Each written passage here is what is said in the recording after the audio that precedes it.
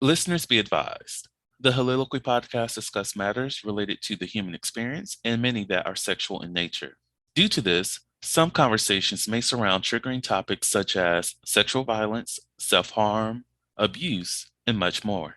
Please be advised a list of crisis and psychological resources will be available in the show notes of this episode. With that said, let's get started with the show. Ladies and gentlemen, may I have your attention please as we go through the following safety instructions. In the event that there is a loss of cabin pressure, oxygen mask will drop from the overhead. Place the mask over your nose and mouth. Breathe normally as oxygen is flowing even if the mask is not inflated. Be sure to adjust your own mask before helping others.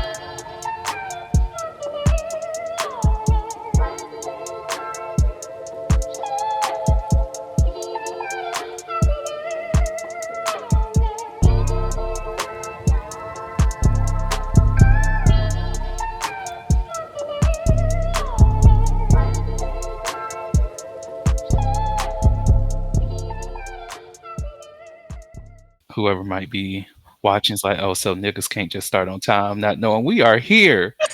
We First are of all, right. here. First of all, we've Uh, been here. okay, so I think it is finally working on the YouTubes. And it is. Look at God. Won't he do it? Just oh my God. Okay. Okay. So now that we are officially streaming, okay. So I can see myself there. Um, it's behind a little bit because internet wants to do whatever the fuck it wants to do. It is what it is. It is what it is. Okay. So the good part is that we're live and we're here. So let me go ahead Amen. and get us started off. So, how do I start my damn podcast? Oh my God, it's been so long. And I haven't even Now started that drinking yet. that's Hey, a look. shame. So meanwhile, mine is getting warm. Oh, as you should, as you should. Okay. All right. Hello, hello, hello, everybody. Welcome to the Soliloquy podcast, where we step out and speak on sexuality. This is your favorite host, Vernon T. Scott, also known as Slater Jackson, and for you freaky motherfuckers out there, Sebastian Adams. On today's episode, it's kind of, I guess, a special event. It is Heauxvember. I know I have not been doing any kind of Heauxvember shit at all this year because a nigga's been busy, okay? A nigga has been extremely busy. But yeah, it's November, a time to celebrate, even though motherfuckers may be depressed, and we'll get to that in a second. And as you can see, we're live on the YouTubes and other places, and I am blessed to have Nicole and Kristen with me today. So, how are y'all doing? Before we get into depressing things, how are y'all doing today? I'm making it as best I can. Look, One day at a time, one moment at a time sometimes. Just, one foot at a taking off the time. cape is hard. Taking off the cape is hard, but you know what? This is the perfect time because, it's finally getting cooler outside. So the desire to get cuddled up and comfy is Mm. already there.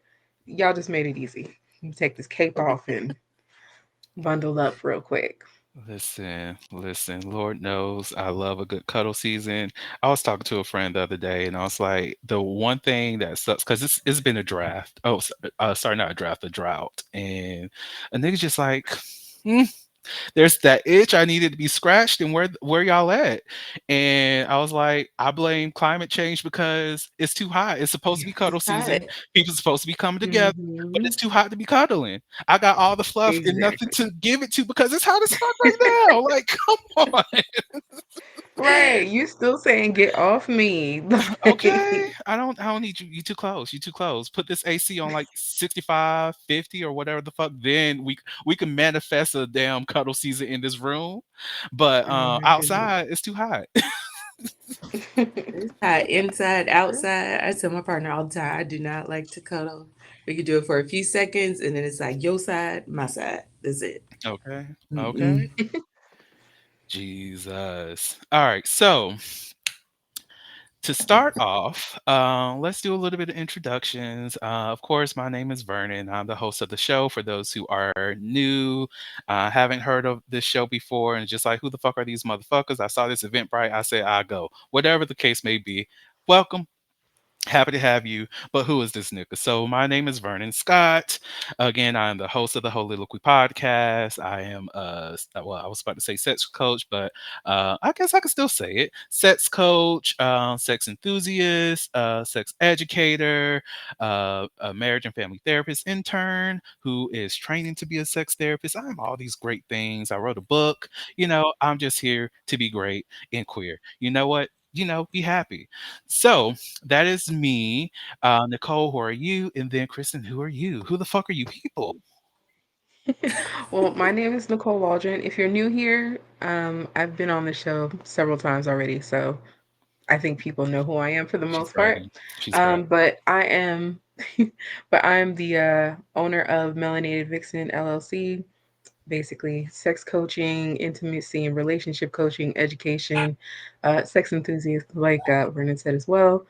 But just to dispel myths and help people have better and healthier sex and love lives in general. That's me. Yay. Kristen. Well, it's only like my third day out here. No kidding. Hi, I'm Kristen. This is my first show, so cherry is getting popped, I guess you could say. I am Yes. a social Yes. worker by We love a trade. version. I'm a social worker by trade, so I work closely with a lot of marginalized populations. I specialize in LGBTQIA plus adolescents, as well as refugees and immigrants. That's really my soft spot. So I really enjoy just working with persons of color as it relates to sexual identity and navigating spirituality, all of the sorts. So I'm excited to be here. Yay. So we have some Right. amazing and special motherfuckers on this podcast today. Love to see it. Hey. So, as we know, the episode in itself is called Election Aftercare. So there's been a lot going on, and I know some people don't are wanting to talk about the downside of what's going on, and I'm not going to make you suffer through that. So what I'm going to do, we're going to talk about it, of course. What you can do is just come back at a later time around 6:40, because I'm going to do a little hard stop on that. For those who are listening, I don't know where that timestamp is going to be, so you just go ahead and just when it's post, find the time, okay? When we're not talking about the election. So right now it's like 6:16. So do the math. 6:16 minus 6:40. You figure that out. All right. So um how the fuck did we end up here? Oh my fucking goodness. Good. Oh, to say depressed is not a totality of how I felt on Wednesday. I just woke up and I was like, I'm in 2016 again, nigga. Oh, is this where I really want to be? Is it? I'm angry. I am sad. I see these numbers. I want to cry. I need to cry. I Mhm. feel hopeless. I feel defeated. I feel all these emotions. I'm overwhelmed. Like a nigga only had like not even a full 90 minutes of sleep because I tried to go to sleep around 5 a.m. Then that didn't work. Somewhere I faded off, and then I woke back up because my alarm went off because I had a 10 o'clock appointment. I need to get ready to that for that, so I had to put myself in the mindset of you have to be a therapist. It's not about you. It's about whatever your client needs. Forget your needs right now. Be there for them. They're going to talk about this. Get ready and make Right. this damn day. Oh, it was rough. What was y'all's reaction? I cried more than once. And I think this is really the first election where it has hit me as hard. Um, and I think because I really saw myself in a candidate for once. Mm, And not only just knowing what that would look like, but being in a position where my child was able to see it, and really just re-emphasizing that as a black woman or a person of color, we can have our seat at our own tables, and figure out whether or not we want people to sit at our tables. So often, so many times, it's like we're proving ourselves to be invited in certain rooms. And so with her running, it was very significant for me because it really just honed in on the fact that, whether they want me at their table or not, I can create my own. And so I think it really highlighted that you see us. You might not want to see us, but you see us and you know we're here and it's a force to be reckoned with. And I think that honestly had people shaking in their boots. Mm, And I'm a that's sip on real. that. That's real. No, I get Um, that. no, that's all true and all fair too. Yeah, I align with that too. I mean, I wasn't, or at least I'm not claiming to be depressed, but it was like that state of like the shock, the disbelief, the disappointment, despair, um, like hopelessness, and just like that fear that just like, oh my God, like what do we do now? What do we do next? Like, and of course, like getting into that, I guess fight or flight mode for real. Like, like definitely the fight part, I think, of like, okay, we know what's about to happen. We need to start working like right now, today, but also like not like those feelings, those heavy ass feelings on top of it. And you're just like, I don't know what to do. I don't know where to go, which again just kind of like exacerbates like the fearful feelings and thoughts and stuff like that. So like definitely going through it. It was almost like going through stages of, well, I mean, it was stages of grief essentially. Mhm. And just talking to other people and seeing that other people were feeling the same way. So I mean, in a sense, it was kind of like, okay, it's not just me, but also like what do we do next? But I like that we had enough people that were just like, hey, let's pause for a minute. It's okay to feel this, feel your feelings, process them. We gonna get there. And just to be like uplifting and really like creating space for each other for that. So, Mhm. I mean, I think that's really that I really like that I was able to see that. But I was feeling a lot of those same things, just like, what should I do? Right. My passport I know is good, but I need to update it. Do I need to go do this? Like, where can I live that's safe? Is it Mhm. and just a different part of the country thing, or should I just leave the country altogether? Am I reasonably ready? Like a million questions. So it was like not getting sleep for a while, not getting good sleep for a while, because every time you see a post about something, even if you don't read the whole thing, it's like you're reminded, and it just puts you back into like, what am I gonna do next? So yeah, Yeah. it's been a roller coaster for sure. Right. And I think the thing that really, really,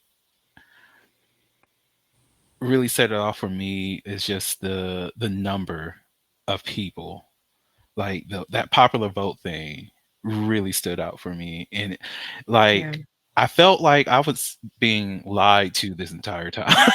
Like it seems as though the way that the narrative has been that, oh, we're going this direction, that we have a collection of people, a whole community of people who see that this is not the best route for us, that right, have unity in that understanding, that we get that this is not going to be the thing that's really going to be the mindset of what this country is supposed to be. And then we get those results, and it's just like, all mm, y'all motherfuckers, All y'all. right, all All of y'all. y'all. And it really got me because I thought back to like 2020, and even then I was like, this is a large number of people. But at the same time, we had a stronger number of people who also voted, who was also like, no, nigga, we can't have this happening. Like right, all of these people who were in support of a change for the direction of the country to go in. And now it's like, one, what happened to those people? Mhm. 'Cause, like, and I don't want to be in a space of, like, shaming people who didn't vote or whatever, or people, who chose third party or whatever, because whatever your decision is, but I still would have thought that there was enough in terms of, like, a conscious decision for well-being that it will outweigh the hatred, and then to see that the hatred was the stronger of the 2 is like, is there a place for me here anymore? It's like I've already been planning my move, to be honest, because I had it until 2027. But after this, it's like, hmm, I might have let's to go move ahead that and up. pull some things back. Like, let's go ahead and make this more immediate. And I didn't want to think that we will be in this place where hatred won again.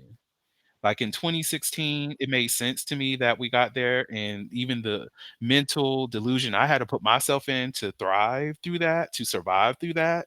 And I'm just like, I'm not going to do that. I'm not going to convince myself, like I had to do in 2016, that this is a reality TV show. You are removed from this, that you um, are not a part of all this foolishness, just to have to relive that again. I don't wanna do that, right? And it's like, do I wanna choose to stand and advocate as I've continued to do, or well, within this country, or should I just do that from afar, right? So that's one of the things I've been, like, trying to tackle these last couple of, days to try to figure some things out. What's what kind of plans do y'all have for yourselves, if any? You said what kind of plan? Um, Mhm. Go ahead. I'm still thinking. I I'm still mean, thinking. I'm still kind of thinking too. Like, I mean, part of it was, I mean, Vernon, you and I have talked about me moving from where I am for a while now, or at least, I've expressed I'm leaving for several reasons. Like this red state shit, it's just not for me. Like I'm originally from New York. I'm originally from a blue state, a democratic, typically democratic state. So coming to Arizona and seeing how things are different, especially when it comes to um, government provided programs or resources, or just resources in general, or that are for the people in different ways and not just like this collective bucket with a few different things in it, to say like, oh yeah, we've got programs for people. Like, no, it's not even it doesn't compare. So I'm like, I need to go someplace else where, that is a thing. Like there's resources. Not that I need it, but if it's needed, at least I want to know that it's present. But also diversity and countless other things. So I've already been talking about that. So I at first I was thinking that like maybe I'll go to like Georgia or somewhere else. I mean, yes, Don't I come know here. those are red states, but Don't come here. huh? I said, "Don't come here." Yeah. Yeah. And I mean, it's been a long time. I thought about it for a long time, so clearly I wasn't supposed to be there.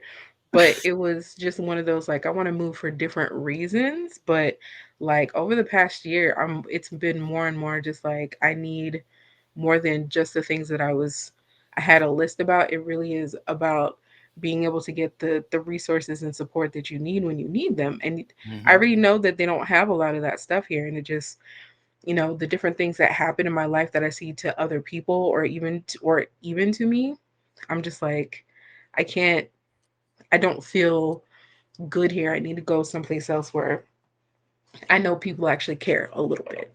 So I don't know. I mean, I might move to a blue state. We'll see. Out of the country,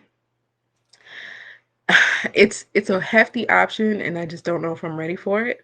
So it mhm, might be like a longer plan like you had. And then other than that, I mean, be really focus more on like the change that I want to see, and working with other people who are trying to do the same thing. Like building ourselves up as a community, supporting the people that truly need support and may not be able to get it as easily when things happen next year. So I don't know, just try to be there for people in the right way. Be really more intentional about who those people are and what they serve. Mm. I guess Ooh. like I agree with you all, and I think my take on it is like I'm born and raised here in Georgia, so red state. Um, but I think I'm also in a bubble, like in the metropolitan area. You know, our biggest counties, DeKalb and Fulton. It's a lot of us. And not only just African Americans, but you will also see queer individuals. Um, and so being in that bubble kind of like shields me in a sense from some of the stuff that is going on in smaller or rural counties within Georgia that really help turn it red. Not to say there is not issues here in Atlanta as it relates to racism and those things, they're still here and they're very much present. But I think when you see more people that look like you, um, it's easier in a way to kind of forget or put on your blinders. But then the scary part about that is there's still a very much a reality. So as you navigate through Atlanta, you might go through places where you really shouldn't be or you're not wanted there. And somebody will always remind you that technically you Mhm. should just be passing through and on to your next destination. Um, but for me, also at the same time, I'm scary when it comes to really leaving, especially going to another country.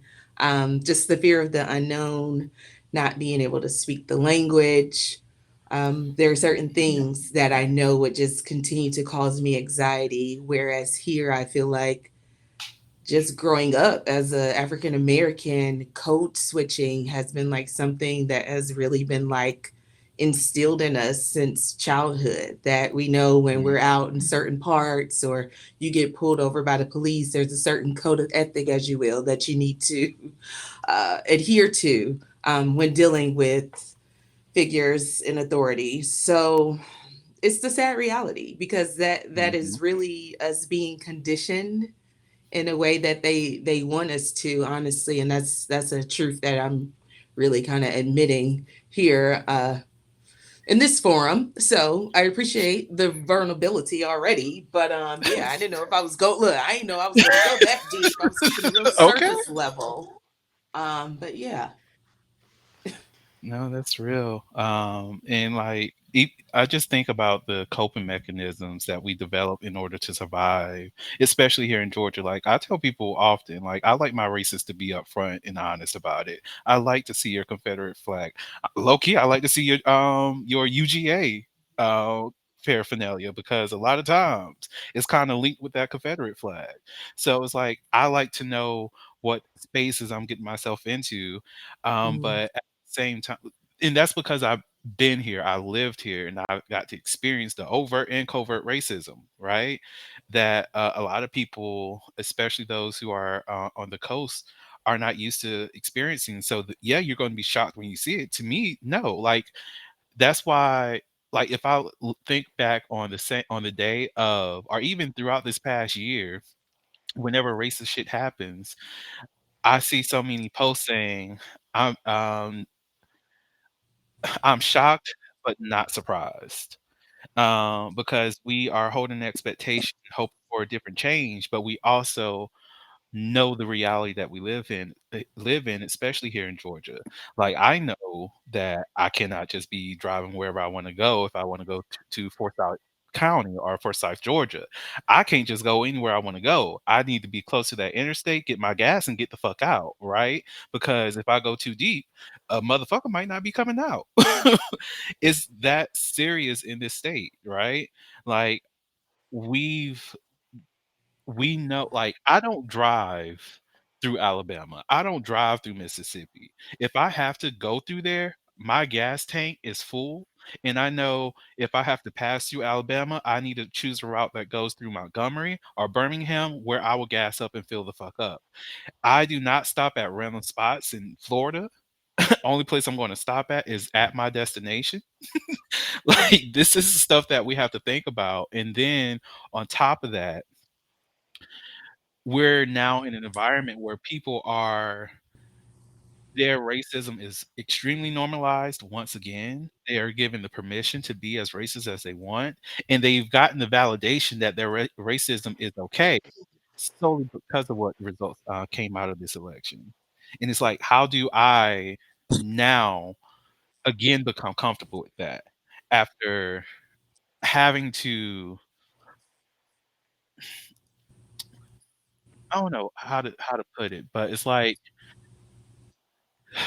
some of the things I've done for myself with trying to work through all the racial biases that have been put on us as a people is that I chose to experience my joy in spite of white people being uncomfortable with that. That I've chosen to be proud, be happy. And I know a proud black man is scary to those who want to oppress us. And it's like, I want to live out loud and proud. And I don't know. I'm losing my words. uh, Anyways, my friend Sin is here, so I was going to bring him on to continue this conversation, but I also don't know if he wants to talk about this because he told me he did not want to talk about these things. I sent him a text message messaging this thing, and he's not even responding. I see you laughing, nigga. I see you laughing. So I'm going to bring him up now. Me, I'm sorry. Oh, hey. I didn't even see, I didn't, because I've been trying to get into it. I'm sorry I'm late, you guys. Can you see me and hear me? You're good. Yes, Yeah. yes. Okay, okay. Well, Could y'all see me the welcome. whole time? Because I was like struggling trying to get into it. Oh, I could. I saw you. No worries. Okay. That's Well, first of all, how are y'all doing? we're I Well, making think it. the consensus is yeah. we're making it. The Yeah. get, regardless, yeah, regardless of the odds, I Day hear by you. day. Baby steps, literally. Um, How are Hmm. you doing?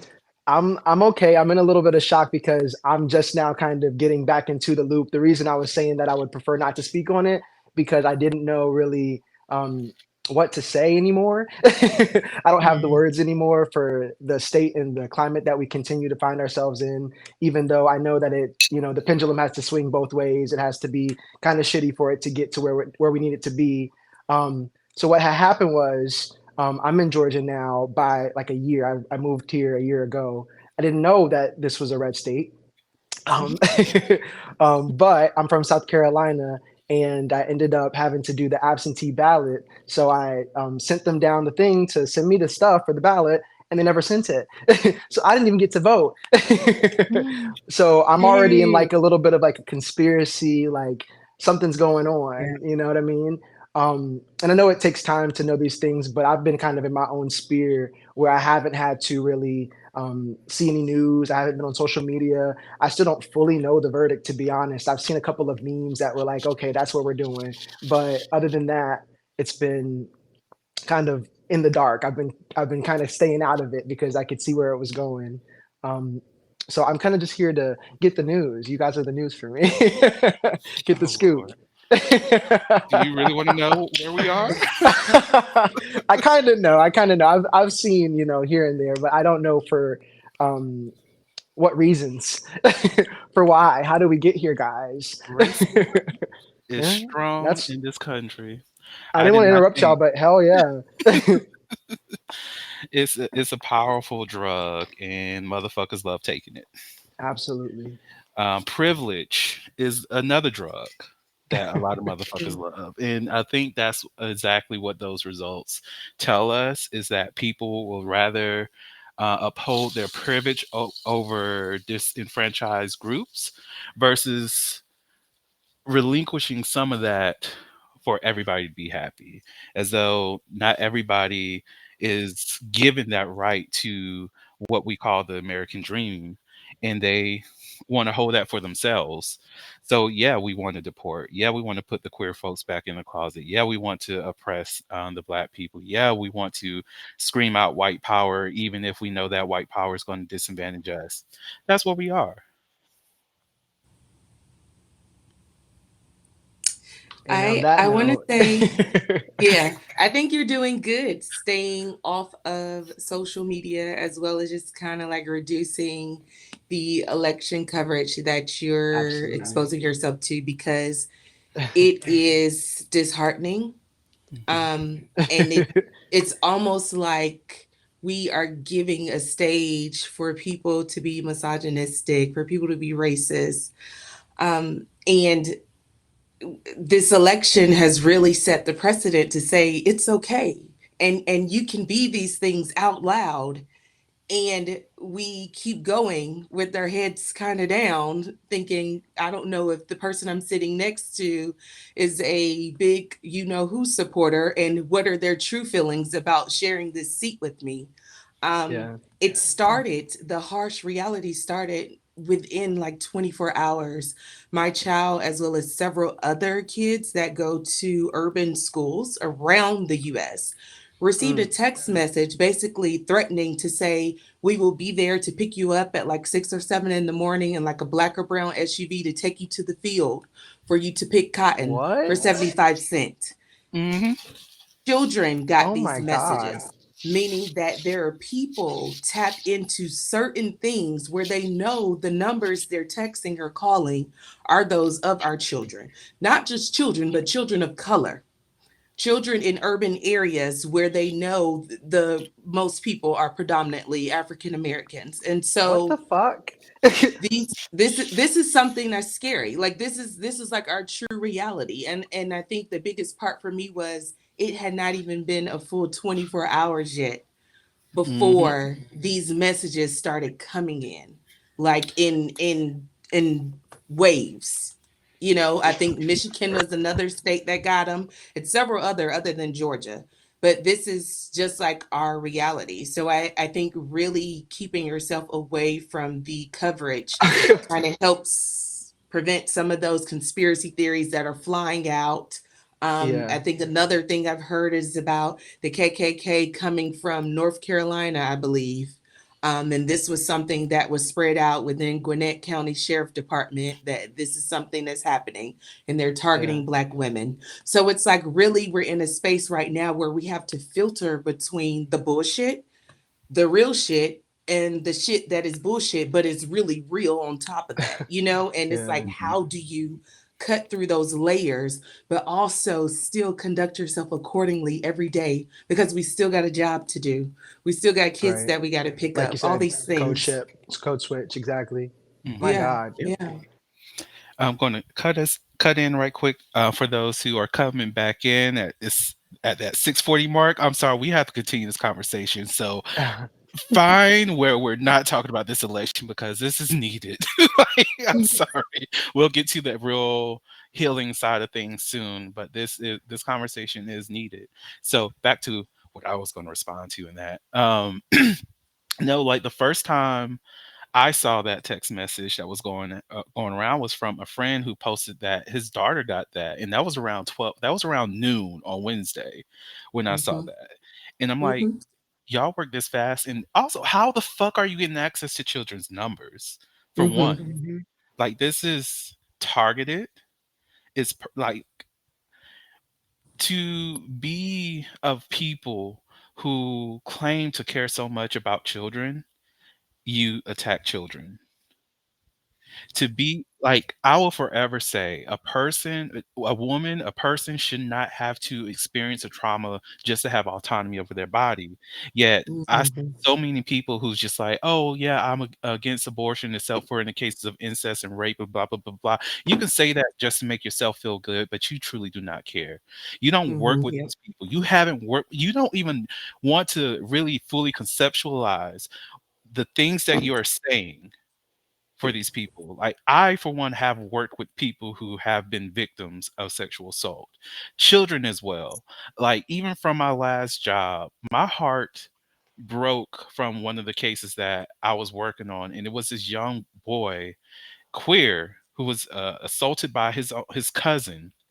His parents didn't believe him. His parents just blaming him. He even had a conversation with me because I was his advocate, and he was talking about how he feels bad that he even brought this up to his family, and that he felt as though nobody was ever going to even think that he's being truthful. And I had to let him know, you're here because someone believed you. You're here talking to these people because we actually do believe you. That officer who's working this case for you, she believes you and she wants to do everything in her power to make sure that you get the justice that you deserve. But we also live in this fuck ass country that's not going to provide you with the justice that you need. So what I really want to tell you is that now you actually have to focus on healing without ever getting the justice that you really deserve. Because that's what the reality is. That's what a lot of victims have to deal with. And the thing that really scares me the most in recognizing these results is, and I somewhat happy I'm no longer working in rape crisis center because I don't know if I will be able to handle the amount of cases that's going to come in soon. And I know they're going to come in. I know they're going to increase because of what we have to do, what our country is right now. Like, part of the reason why I even focus on rape, and I haven't really told people this, but the reason why I chose to learn as much as I want to in terms of helping people heal from it, helping people recognize the signs of rape culture and all that is because when I was in high school, and this is besides like my own sexual trauma when I was a child, but when I was in high school, I saw articles upon articles of people in different countries in Africa who were being, women specifically, queer women being sexually assaulted and they're calling it corrective rape. Hmm. So now I'm thinking for our queer women in this country, where's their safety? Our little boys, our little girls, where's their safety?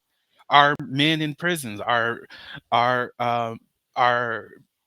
queer men in general, where's our safety gonna be at?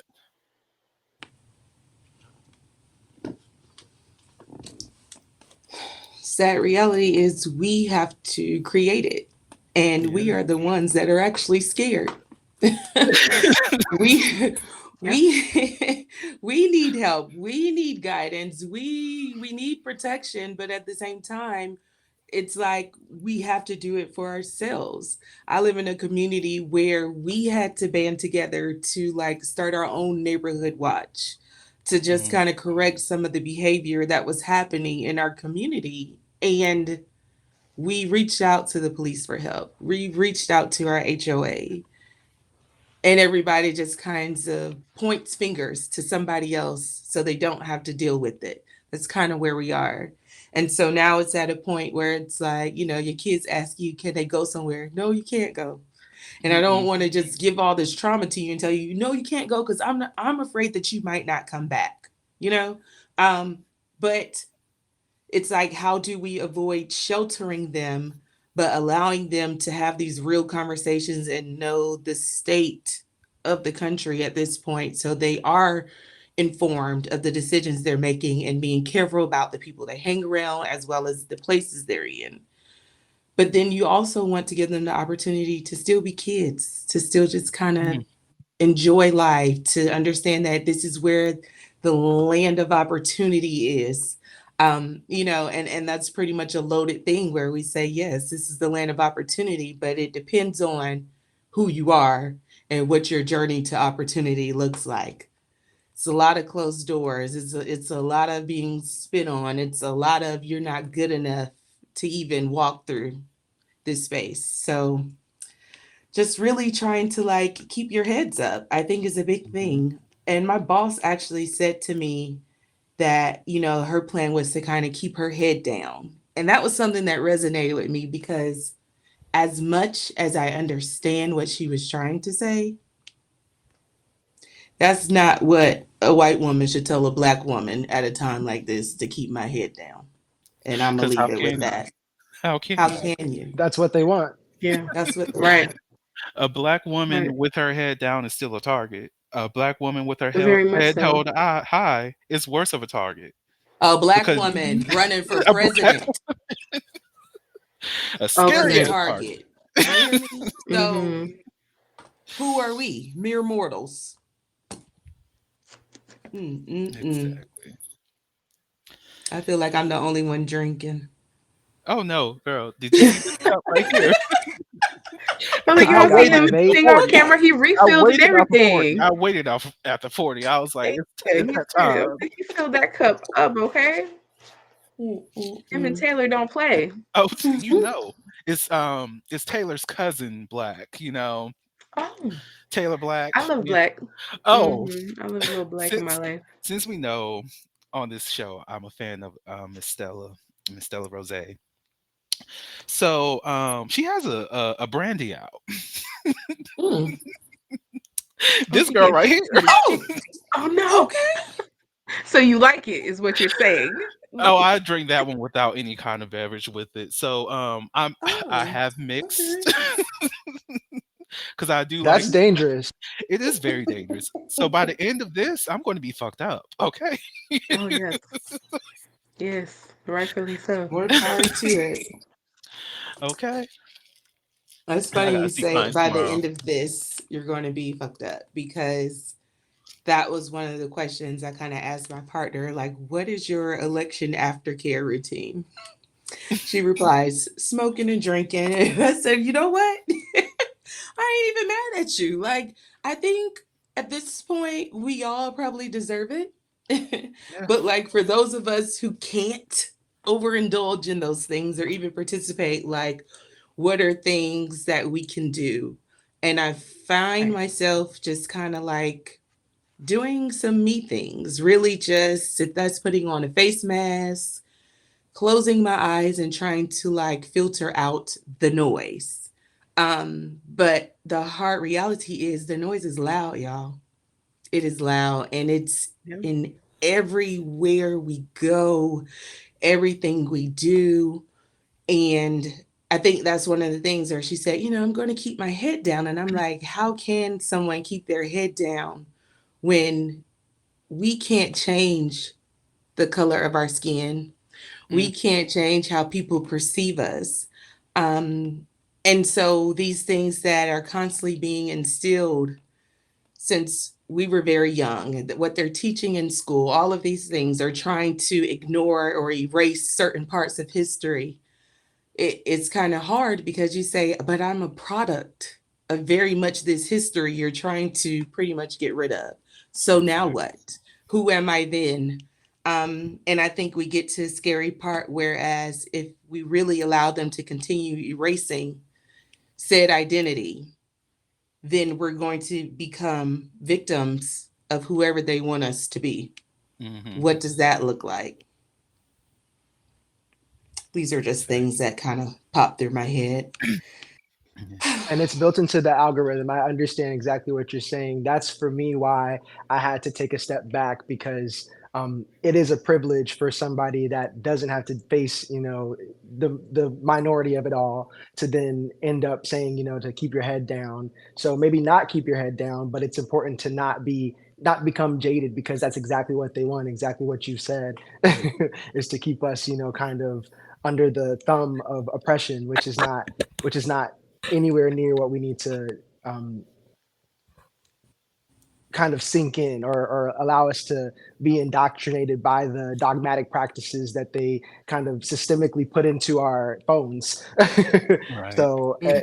Yeah. as shitty as it sounds, another thing that we have to be ripped away from, but it's very clear with even just the things that have come through the veil of me trying to stay away from social media, I can still see the racism, even when it's just like porn Twitter, stuff like that.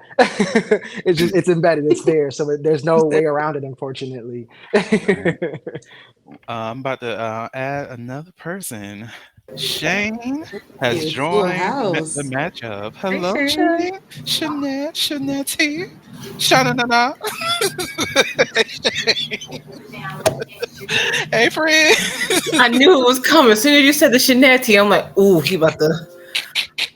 I've had an adventure with my full name. It's been a fun time. It's been a fun time. Well, welcome to the depressing party. We'll get to the lit things soon, Oh, but sorry, my setup isn't the best because I was like, I'm so proud of you. He's like, you want to join? I'm literally laying on my couch in a bonnet and a moo. I'm like, but you hold look on, good. But you look good. hold on. Listen, it's all mood. That's what I was telling him because usually when I'm with him, I'm like, let me put a little bit, at least a little minor face on, do my hair a little different, not wear some t-shirt or whatever, unless it's for whatever we're doing. And then I was just like, you know what? Let me just brush this up, this just make it a better bun because I feel like everybody's gonna feel the way that I'm feeling right now. Just fuck it, man. I'm here. Mhm. Just take me as I Exactly. am, like Mary said. But I wanted I wanted to step back into that put your head down because the only thing I was thinking about hearing that was I don't see color. And that's essentially what I'm getting from that. Oh, I Like love that phrase. what you're telling me is just to ignore the things because by not seeing color, by putting my head down means I don't have to approach or confront the things that's really going on. Like if we think about the Handmaid's Tales images that they continue to put out there, what is they doing? Their heads are down. So Mm-hmm. what you're telling me is what our goal is to move and comply. That's what I'm hearing whenever you tell me to put my head down. What you're telling Exactly. me, shut the fuck up. You're not telling me to be a part of the change that we need to see. You're telling me I need to accept this and allow, rather than accept this and fight for a change. Because I can accept that the reality that we live in is not the reality that's special to me, but that does not mean that I have to be okay with it. And putting my head down is telling me, yeah, I'm cool with it. I'm just going to wade through the waters. That's it. Mm-hmm.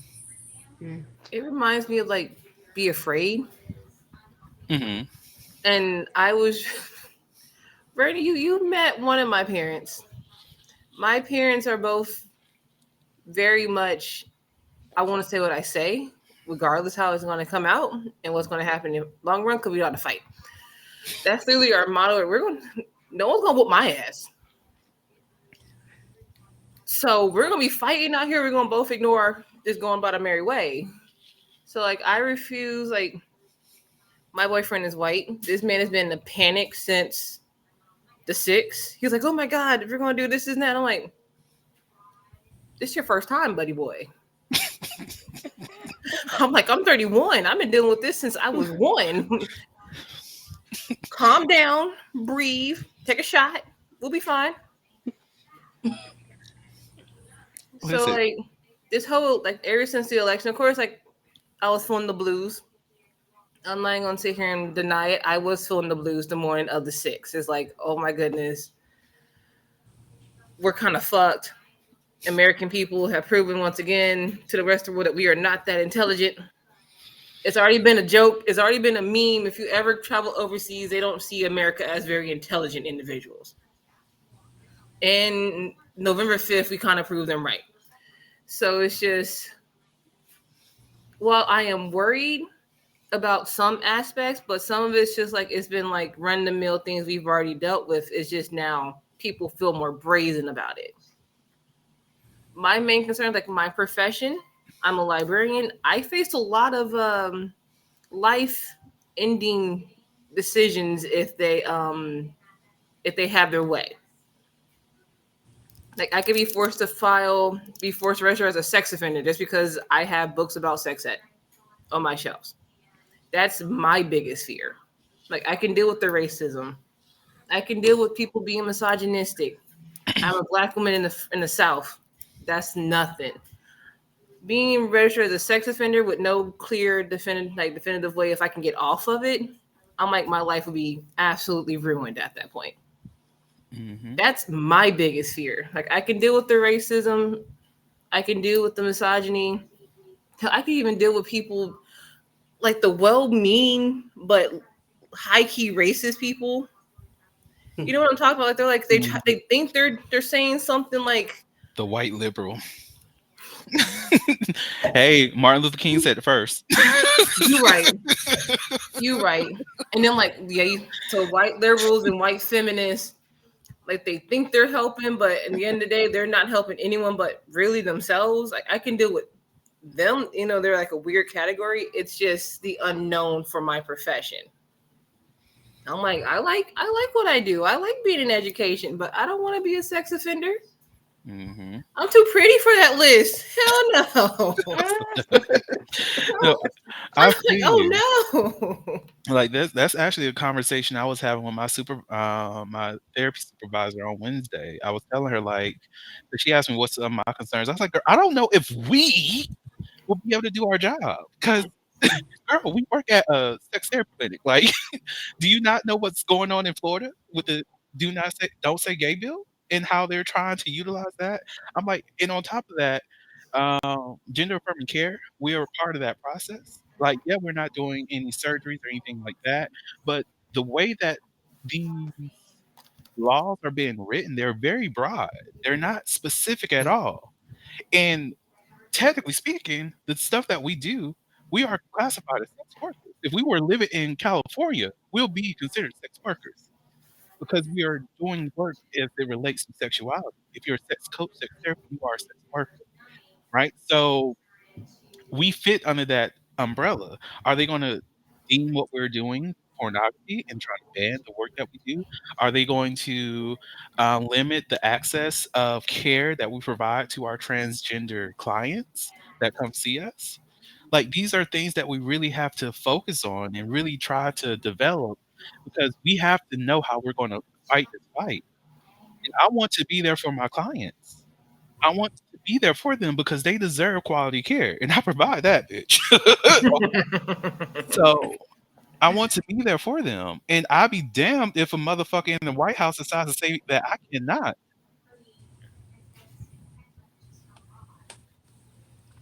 Well, that's what they saying. So now what? Hmm. Like I'm not even gonna lie, especially with like the whole hoopla about contraceptives, like birth control and stuff like that, and especially like the morning after pill or any pill similar to it. I'm been telling people like go on Amazon right now and just start buying some.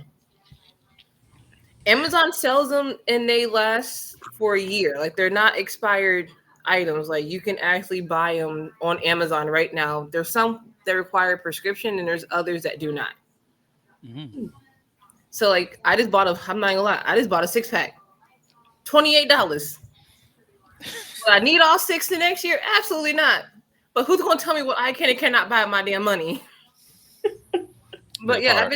I've been sending people like if you need emergency like contraceptives right now, and if you're just not sure, you don't feel comfortable going to your doctor asking, Amazon has them right now, and there's other online people like resources that will send it out to you.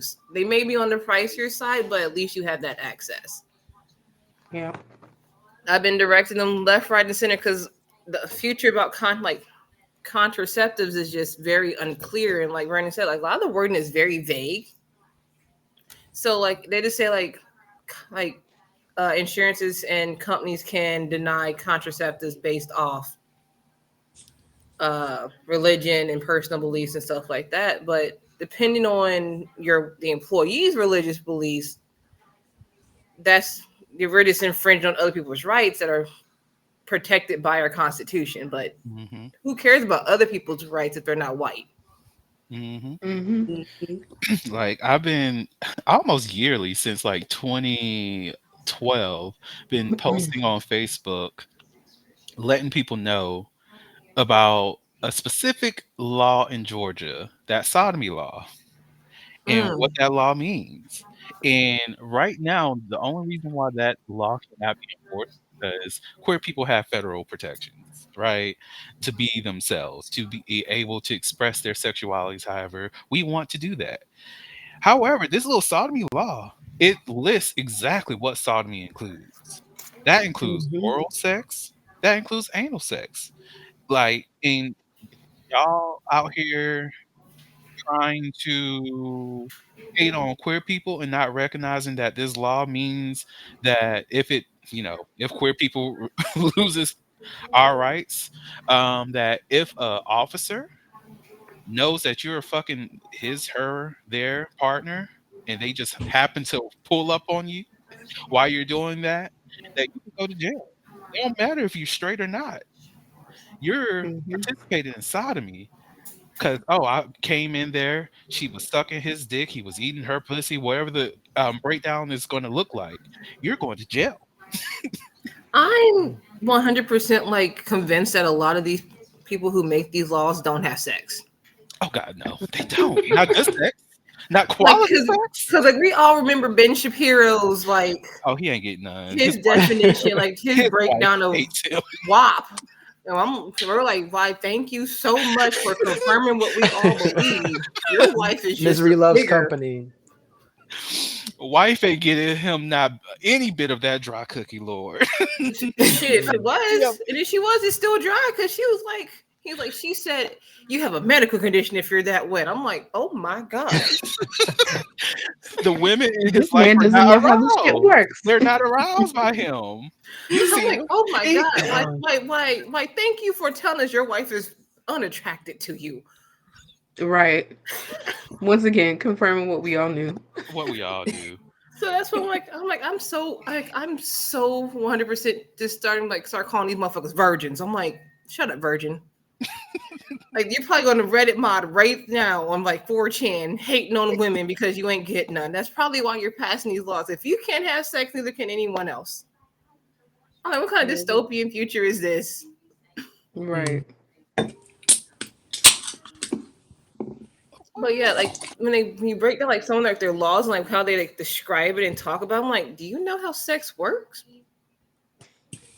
Or have you ever had like No. an actual pleasurable experience with sex? Because if you haven't, by all means, please go seek a therapist right now. Because I'm sorry that you went through that, but it's not the rest of our fault. Mm-mm.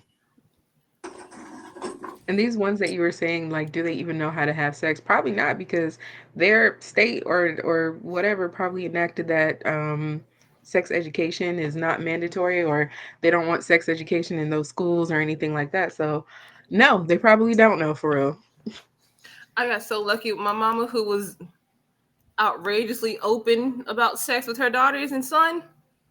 We knew more than we wanted to. By the time we hit puberty, we're like we know everything, but it's weird because it was our mom. Like our mom literally sat down. She was like, my mom literally tossed a con. Me and my older sister are 18 months apart. So like when she was giving, so our sex talk happened around the same time. She literally threw out a cucumber and a condom. Like we're gonna buckle up. We're about to hit this real quick. I'm like, what the fuck? Like that's what I grew up with, and I understand not a lot of people have that type of parent. So like I find myself feeling very fortunate that my mom is very sex positive. To this day, me, my sisters, and our mom can sit down and have a conversation about sex and like our experiences, and it's not awkward. Don't get me wrong. Do we still play up like, ugh, our mom's out here having sex with Getting our that thing stepdad? That's nasty. Fucking. going.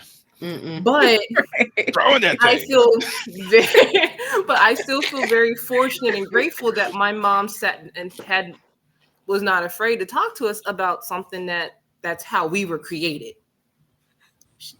She was like, she literally said it'll be hypocritical of me to like not have this discussion with you when I literally have 4 kids.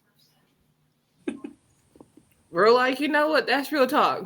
By all means, that's real. And she waited until we started going like hitting that puberty age. So she didn't start us early. So like, yeah, me and my sister, we got our periods on the earlier end of the like. I got mine at 9. My sister was 10 when we got our period. So we did our cycles early, but she waited a couple years later to actually sit down and tell us about sex. Because when you first go through your period, it's a rough ride. She didn't want to bombard us. She literally was like, I was 13 when she actually sat down and talked to me about sex. And like all the things like know how to say no, you don't feel okay, yeah, 13, a lot of people sound early, but my mom wanted us to understand it first before we encountered it. So like I feel like everyone should have that type of education, even if it's not from their parent. It should be from professional or someone who is trusted to actually have that conversation. Like if I had a kid and I knew like I couldn't give them the proper talk, I'm like, Vernon, I beseech you to have this discussion with my kids, because I would trust Vernon to teach my kids right.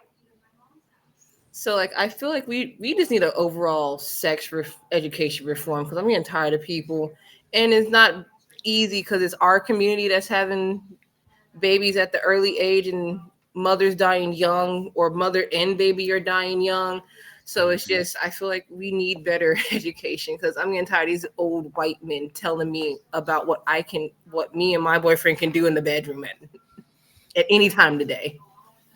And and that's the interesting thing about, like, I don't know if they recognize how much they're telling about themselves whenever they come out here and make these statements.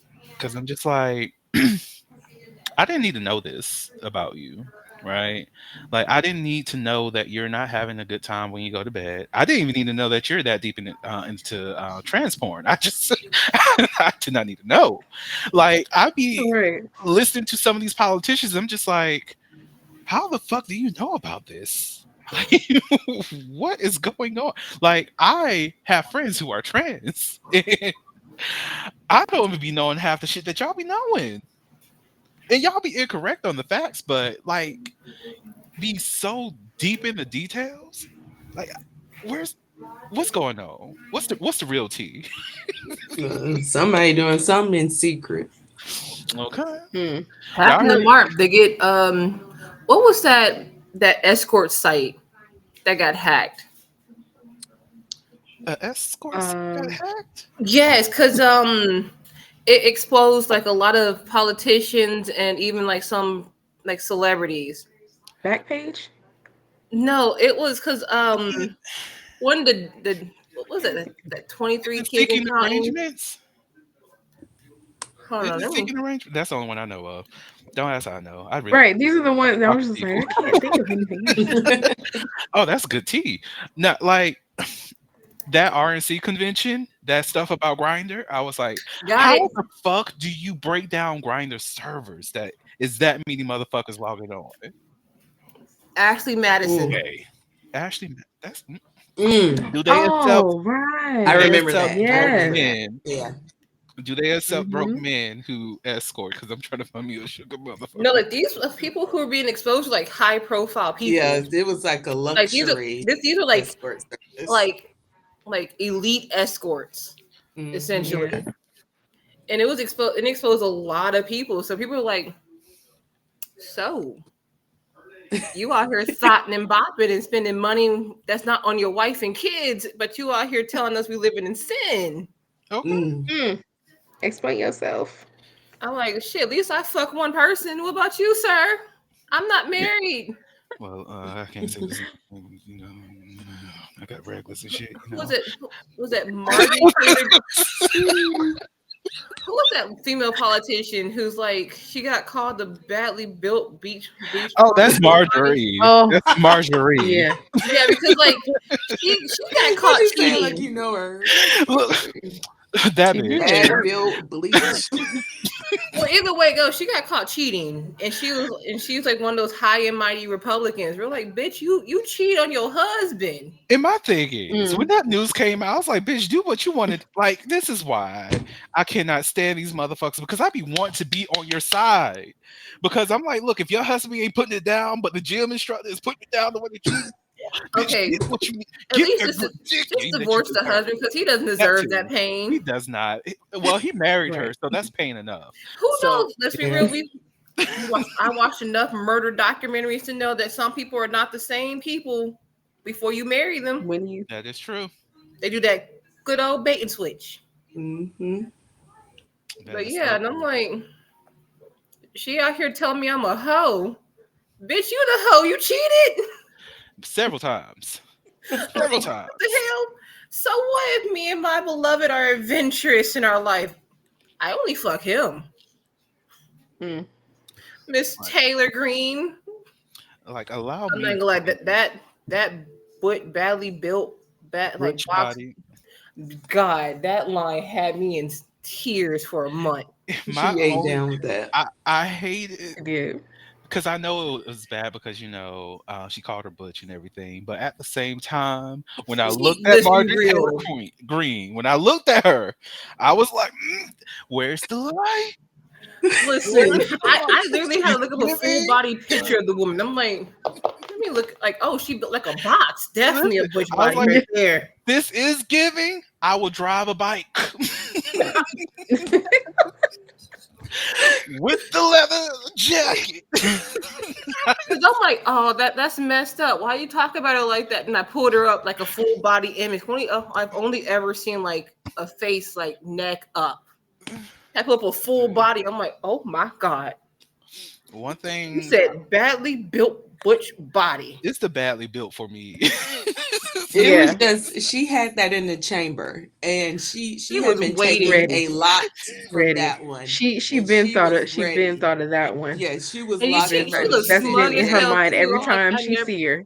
I'm like, I never been so proud to be a nigga in my life. Cause goddamn, that's a nigga tree right there Hello. in the Yes, I was house. like, you better read her right Read now. her. And I think that's what they need a lot more of. They need more people to just read them for filth because that's the only Mm-hmm. way they can get their honesty out. Like Mm-hmm. that's how you can receive the honesty. Because you want to be all out here, be all like fuck in your fuckery. Oh no, I'm going to bring you that accountability, bitch. We're Mm-hmm. going to Like, address you and read you for filth because that's what you are. You are garbage, right? I get that you feel sensitive when you're brought to your reality of what the fuck you are doing, but I'm here to meet you where you are and then go over because you might be in hell. I'm Signals going to the that Earth hello core. and goodbye to me are as how low I went in this motherfucker. Yeah, There's I'm a I'm a new very plane of spiteful existence below individual. hell, bitch, and I'm living in that motherfucker today. We're hurt feelings. Cause I'm not gonna lie, like, I had my own moment similar at work. I am one of three black managers in the entire system. There's about no four. There's four of us, and there's about 20 of us. So only four are black, and we're all women. So I colored my hair recently. It's a nice blue tint. I got in trouble for it. So I'm like, okay, so I get in trouble for having a haircut, but my hair is always immaculate. And And I it's put up the guidelines. I'm like, okay, yeah, colors in it, but it also says that our hair has to look kempt. So we're gonna talk about some of our ugly ass buns that we have in this meeting. Mm. Man, some of these white bitches be showing up looking rough. I'm like, do y'all have no one at home? Some of them are married. I'm like, y'all husband hates you. mm, Listen, God they damn. try to pass off that messy bun real bad, and I'm like, it's not messy bun. It's giving you a wild sleeper, and you just toss that shit up to look I'm whatever. It hold looks up. I get in uncharismatic. trouble for my afro looking weird. Meanwhile, y'all looking out here with some frizzied and frayed ends. Hold on. listen, let's go ahead and It go to this rule extra book. greasy. Yes, some of Yeah. it does be looking greasy. I'm like, do y'all not Yeah. wash? You Time can And for then a they wash your like hair. to wash. talk about how much they use that dry shampoo stuff. Like I know that there's some of us that do it, but some of these heifers, they will do it every Not day they so out they here don't have to wash their co-washing. hair for a week. Yes. Man, it's a whole process to when I do like an actual wash. I'm like, Mm-mm. we What going gets in today. me We're gonna be in the shower for 30 minutes. Let's rock. But right. like, My hold thing is on. if I'm out in like a full suit, closed toe shoe, suited and booted, and then somebody next to me has on some cargo style capri pants and Toms on their feet. And I'm just Yes. like, okay, nobody is going to Copyright correct because the last time I checked, this was not business professional. So I'm all No, it's That suited is and not. booted, talking about and me. here we are, No, because but I've heard this quote like it's a difference. it's like we have to work 5 times as hard to be even to be seen as mediocre. Meanwhile, our counterparts are just barely sliding by. Mm, Right. I'm I like, live if that every I day. straight up told my staff, I'm like, listen, if I'm not allowed to be mediocre, neither are you. I don't give a damn what y'all look like. Mm-hmm. If I can't be mediocre, neither can you. And Yep. I had to write a staff member because she just didn't listen. She white, but I'm like, I'm gonna need you to get on par because you slipping below average. You slipping the average. I need you here to match my energy, darling. Yeah. You're not gonna bring down Mm-hmm. the dignity of my branch. God damn it! I work in East Macon, and here, yeah, it is the ghetto. is one of the ghettos of It's a Macon. beautiful ghetto. It's fun. I got some good ass food over here, though. I'm not gonna lie. I got some That great is the food in truth. East Macon. Girl, We you know, hear gunshots every now and again. You know what I tell my staff? I used to thrive over there. Mind your business. I'm Mm. like, if it's not in the parking lot, we're gonna keep it trucking because we ain't about to go investigate. I know that's right. Amen, amen. Like we get ready for our biggest event of the year. I'm excited. All right, y'all. So, is there any more grievances that need to be on the table as it relates to this election? Are we ready to move on to a little bit more fun things? One of my biggest grievances is the people who try to act like Project 25 is not a real thing. They're like, oh, that's not a real thing. It's like, it has its own website. It's been publicly endorsed by several like Motherfuckers. high end, like that's like high end, like the upper level Think Republicans. tanks. Look, think Think tanks. tanks, They yeah. are Yeah, all like of the that. upper level Republicans, like they mentioned it. Hell, even Trump like grazed over it. Oh, he distanced himself, but his website has all the same tenants. Yeah, so Hmm. it's just like these things. Yeah, are they 100% certain? No, because didn't he promise that fucking wall? And where's that damn wall right now? 2% built. Is it 2%? I thought they only had the material in it and it That got might be messed it. up. That might be it. He spent money towards it. Either way it goes, it's like, is it 100% no? But the sheer fact that they had some of these things written, because like there's a whole section about cutting out special need things. I'm like, some of these parents with special needs, I know a couple who are Trump supporters and they voted for the man who has kids with severe special needs. So I'm like, I'm not sure who gonna help you because the show ain't gonna be that man. Right. I think that's the thing that like we as a community struggle with is really understanding some of the policies that are put in place to prevent us from being our best selves. Um, and so we have to have more of us that are not only advocates for persons of color, but also out there educating people on the laws, educating people on, like you said, Project 25. What is that? What does that look like? And how does it impact me? Because I know there was a narrative, especially like when I first turned 18 and got the right to vote and all these things. The narrative out there was, how does a presidential election like really impact you? And they wanted people to focus more on their local legislature because these local laws that are passing in your counties and in your city impact your day-to-day life, as far as the taxes, as far as what goes into the schools that your kids go to, all these things. But I think what we're really lacking is we don't have enough conversations around informing our people Mm. about what's out there, what these things mean, how does it look like for us, what does it look like for somebody else, so we can really make informed decisions. Every time it's time to vote on the ballot, there are like three, maybe four laws that they're asking you to say yes or no on. More than half of the people honestly don't even understand what those mean. And they're basically doing yes or no, just picking one at random. And so I think we do have to hold ourselves accountable to some degree to just make sure that those of us that are informed really get yourself in spaces where you're just talking about these things in forums like this. You know, it could be just as informal as it can, or it could be more on a formal platform. Doesn't matter. But at the end of the day, I think if you are one of those individuals that know what's going on or are very aware of what's out there, any chance you get, I think you should speak to your friends, speak to others about what's happening, and really just hope that you can get them engaged. And I think one of the things as we like round up election aftercare, somebody said to me, even though your candidate did not win, it does not discredit all the work you did to see Mm. them where they are. And so I think that just goes into giving ourselves grace, knowing for those that are out here encouraging people to vote, but also sharing with them some of the policies that are coming up, or just having a safe space where people can come to you and ask questions. What the hell does this even mean? does this even make sense to me? Or I don't get it. Just being that beacon where they're able to kind of bounce ideas off you and just kind of really ask for help when we don't understand things. And so I just kind of want to lead with that to say that ultimately, at the end of the day, any work you did to see the candidate that you wanted to be there almost get there, or maybe they got there, depends on how you voted. But ultimately, just knowing that we all did put in some type of effort, and let that kind of hold you over to say, all right, I did my part, and I'm okay with that. I'm at peace with that. And so now I'm just repping or ramping up for the next 4 years, because when it's time again, I got to make sure I'm out there doing my part, because it's another chance and another opportunity for us to make sure we get that candidate that represents us. That's my Mm, soapbox. I'm done. amen.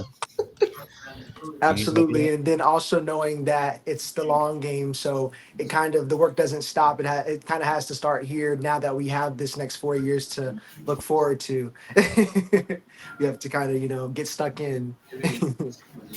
Yeah. For Mm. you Americans, I don't know what y'all gonna do because I'm gonna be gone. Love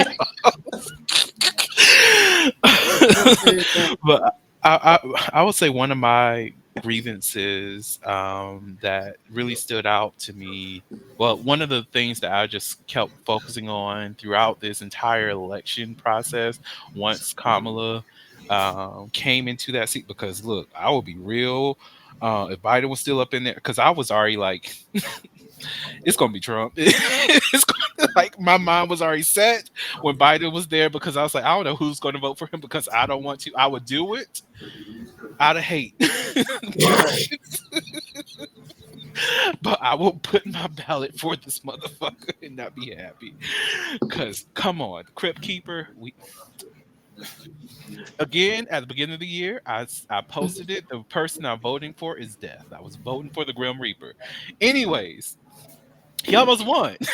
he almost, anyways, but one of the things that I want people to take away from this are one of the things that really, no, the thing that really pissed me off throughout this election season was when Kamala took the helm, when so many people started to put a lot of Biden's blame on her, and all I could think about is how this is how things work whenever black people are in these kind of spaces, Mm-hmm. especially black women have to take the weight of white mediocrity and white decisions and carry that shit when they have absolutely nothing to do with this. I don't remember Mm-hmm. at all in the history of me being alive and actually paying attention to politics when anybody will say president, vice president, administration. I always hear president administration. It's always Biden administration. It was always Bush administration, fucking Clinton, Obama. It's always president administration. But now that we have a black woman running for office, now we want to tie her into this motherfucker as though she has a real voice in what the fuck the president does. She doesn't write executive orders. She doesn't make any decisions. She's just is a tie breaking vote. That's the only active role that a vice president actually plays. And we want to give all of the weight of Biden's decisions to place that on her, as though she's okay with everything Biden does. And it's like we strip the autonomy of this black woman and take away that she may have her own personality, that she may have her own decision making process, that she may have her own ideology opposite of the president or the person she's under. We just strip all of that and just align her with them, align her with Biden as though she's on the same accord. If she happened to be a white man, we would not be having the same conversation. We will Mm. recognize, oh, they have a different, they may have a different viewpoint. We will rationalize a different identity for that person separate from the president because of who that person happens to be. We will give that grace to them that they may be somebody different, but we can't do that for a black woman. He was getting in trouble, I would also get in trouble. That was the thing that really pissed me off throughout this entire election season. Because I remember, like, when everything with Gaza started to happen, where Ilhan Omar was upset with Biden, where Pramila Jayapal, I think that's her name, maybe messing it up. I'm sorry if I fucked up your name. I do apologize. But how so many Muslims officials in Congress had issues with Biden, but a lot of them started to support Biden after that decision, and just like, hey, we're just going to work on this after a conversation they had with Kamala Harris. And my thing is, what was those conversations to shift the way that they interacted? It doesn't seem as though that was something of, hey, I support everything that this motherfucker says. Or was it, hey, I hear you, I see you, I do want something different, but right now we have to be in stand as a unit, because you know these motherfuckers who's with us don't like you. We know these Mm. motherfuckers that's with us don't like us. But what we have to do right now is play the game.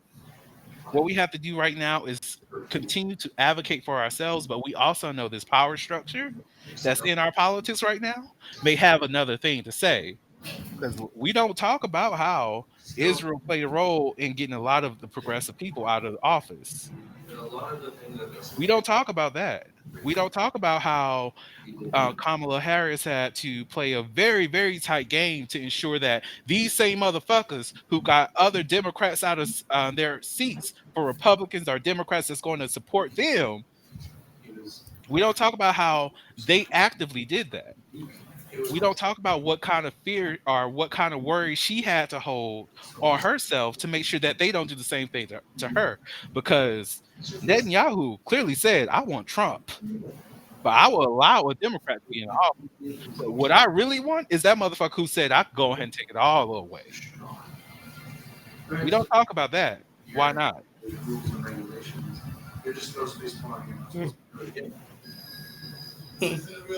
And that's my grievance.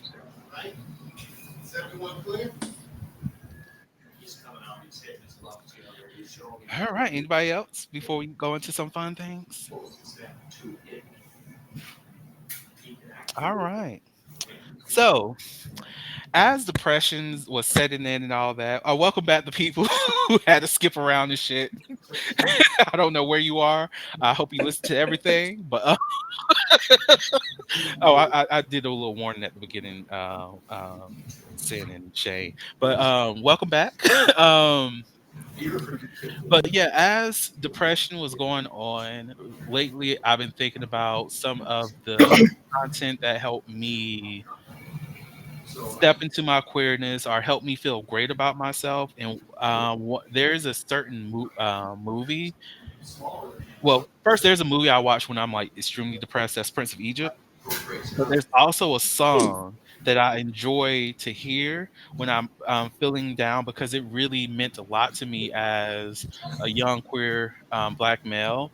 That really changed my life. It's called "Here's Where I Stand." It's from a movie called Camp. Um, and I was watching the movie today, and that sparked this question: what are some of the things, or even queer content, that you love that you think other people would appreciate or may help them or help their child who's going through a similar reckoning or trying to understand themselves? Like, what is something that you would like to offer to the growing community of people who really want to care for their child that they don't understand, or something that will help them grow in understanding themselves or the child that they have that happens to be queer?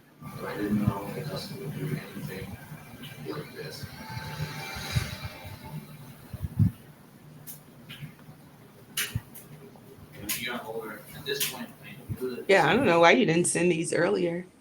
God damn it, Vernon. Right. My bad. People on My bad. Skype. Like, I got asked a Happened surprise today. question at work, and I'm like, God damn it. Right. This happened today though, so Yeah. I I don't think forgive I me. have any content or like anything that I could direct somebody to. Mhm. Um, just from my experience, I have just like really tried to be open when it comes to communicating with my kid about sexuality, about her understanding that things are kind of like her choice. And I think one of the biggest things is like a lot of queer people have these coming out stories, but then we never hear about somebody coming out as straight and, deciding a woman deciding to bring a man home or a man deciding to bring a woman home. So why do we have to make this difference for them? So like I really just kind of lead with her, like, I'm gonna whoop their ass, whoever you bring home and they disrespect you. I don't care if it's a boy or a girl. Mama is squaring up. So that's just kind of like how I lead with that. Like I don't really care who or what they are, just as long as they're good people. Mm, And so for me, I think just really kind of take that approach, like you don't have to have this pressure from me where you have to figure out if you're gay, straight, bi, all of the things, because now we have so many alphabets in it. So I don't want her to feel like she's in a place where she has to decide and then I have to know what that is she chooses to decide. So I think just being like open and allowing them to just really have that space to be free and explore whatever it is that they decide they want to do, so we don't have these weird moments where now I have to kind of come out, as you would say. So mm, that's kind of like one of my things. I'm trying to stop this generational thing of coming out. Like it's mm. not a coming out. You just bring somebody home. Okay, it works. It works. If it doesn't, next, and keep it Amen. moving. So that's just kind of like what I'm doing, or something that I think would be helpful for the queer community as we continue to expand. I like that. Yes. Absolutely, just to kind of normalize the not having a stigma such attached to, this is who I am, and having to let people into that space of their lives, because it's really only between the two people that you're going to be interacting with. The consent between the two individuals, the adults that are having sex, it shouldn't be something that you have to kind of you know put on display, or make it like a performative thing where it's like this, will you still love me after I tell you this thing. But I think for the general public, for people that don't understand LGBTQIA plus people, I think the best content that I can give is something that's just so fun, and it's not serious. It doesn't take itself seriously. It just kind of shows people in their best light. Would be RuPaul's Drag Race. I know it sounds kind of crazy, but there's a lot of different stories that get told from different sectors of that alphabet soup, so that they can kind of see, this is just a regular person that happens to this be their profession, or this might just be what they prefer or who they are as a person. So Drag Race, Dragula, yeah. Okay. There's a lot of good podcasts too. A lot of Oh, gay this podcast. comedians. Hello. It's I know a throughout few. Dracula. Oh, it's called Dragula. It's like Fear Dragula? Factor. It's Dragula. Okay, so I Yeah. was just saying, I was like, Drag. Okay. Dragula. It's on AMC or something, but it's like Fear Factor, but with drag queens, pretty much. Yes, yes. Oof. But That it's sounds pretty interesting. it's Yeah, I'm pretty not gonna gruesome. I think last week they like peed on a American flag, so it's Oh, really progressive, for the Whoa. family. that's Wait a patriotic, For minute. the honestly. family. That's freedom of speech. Okay. 'Cause you can set the thing on fire. They said that's okay. So this is on In certain states, you can. In certain states, you can do it with no problem. In some, it's a crime. Oh, So yeah. make sure you're in the right state for that. Those Don't state be like, laws "Oh, it was matter. cool. It wasn't a crime. State Sorry, laws you in matter. Texas. That's a crime." Hooch, I would not. I would visit Right. Texas just to be a hoe, but I would not live in that hellhole. I would not. Are, Like are the that's niggas better in Texas? Is that what you're trying to girl, say? they are fine as Oh, fuck. oh, Man, Fine I as young don't fuck. love. remember any specific form of media growing up outside like what was that channel? There was a channel when I was growing up. You had to pay for it. I think it was like Logo or something like that. It was a queer channel. Oh yeah, this logo. Oh, right. Yeah, it was Yeah, logo. that channel was very helpful for me because I got into the show Queer as Folk. That's a good one. Mhm. Loved that show, That was a good one. but it did help show me that there's a different, like, yeah, because there's like this weird thought that if a male is if a man is gay, he's immediately effeminate. Like immediately, Mhm. hi. No, not all gay. Like you know what I'm talking about. The Oh, I stereotypical know. gay man, but not all gay men are like, or men who like men in general. They could be bi, pan, whatever. There's a spectrum. There's some that are like, whoa, like the gay football player who recently came out not too long ago. I think like a couple years ago. You talk about Sam's? Mhm. I don't know. I just Yeah. think Michael the gay Sam's, I football think that's player his that name. was like, yeah, I'm gay, and I didn't care. Child, okay, y'all could judge me after this, but he was cute until I saw who his boyfriend was, and I was just like, "Oh, you one of them." Well, anyway, logo helped show me that there's a broad spectrum of queer. I'm not even sure that channel is still around because it's been some time since It I is. thought about that channel. But I do know in recent media there are a lot more material for kids who are curious and are questioning. Like by far one of the cutest boy love romances right now is Heartstopper. It's very wholesome. Like it is in the graphic novel they literally panicked holding hands, kind of wholesome. Mm. It's a very cute media. And Oh, there's other forms like there's a graphic another graphic novel here called Dead India. The like two main characters, they're best friends. One is male to a female to male transgender individual, and his best friend is she thinks she likes girls, but she's on the fence. So like I feel like a lot of youth has more media now to pick from than mhm, what I did growing up because let's be real, there is still a very hard line between gay men have to be effeminate, gay women have to be studs and butch. So like Marjorie. so like when I was growing up, there weren't many looks of what queer looked like. Nowadays, I do like don't get me wrong, I'm kind of jealous because like damn, why couldn't I have this as a kid?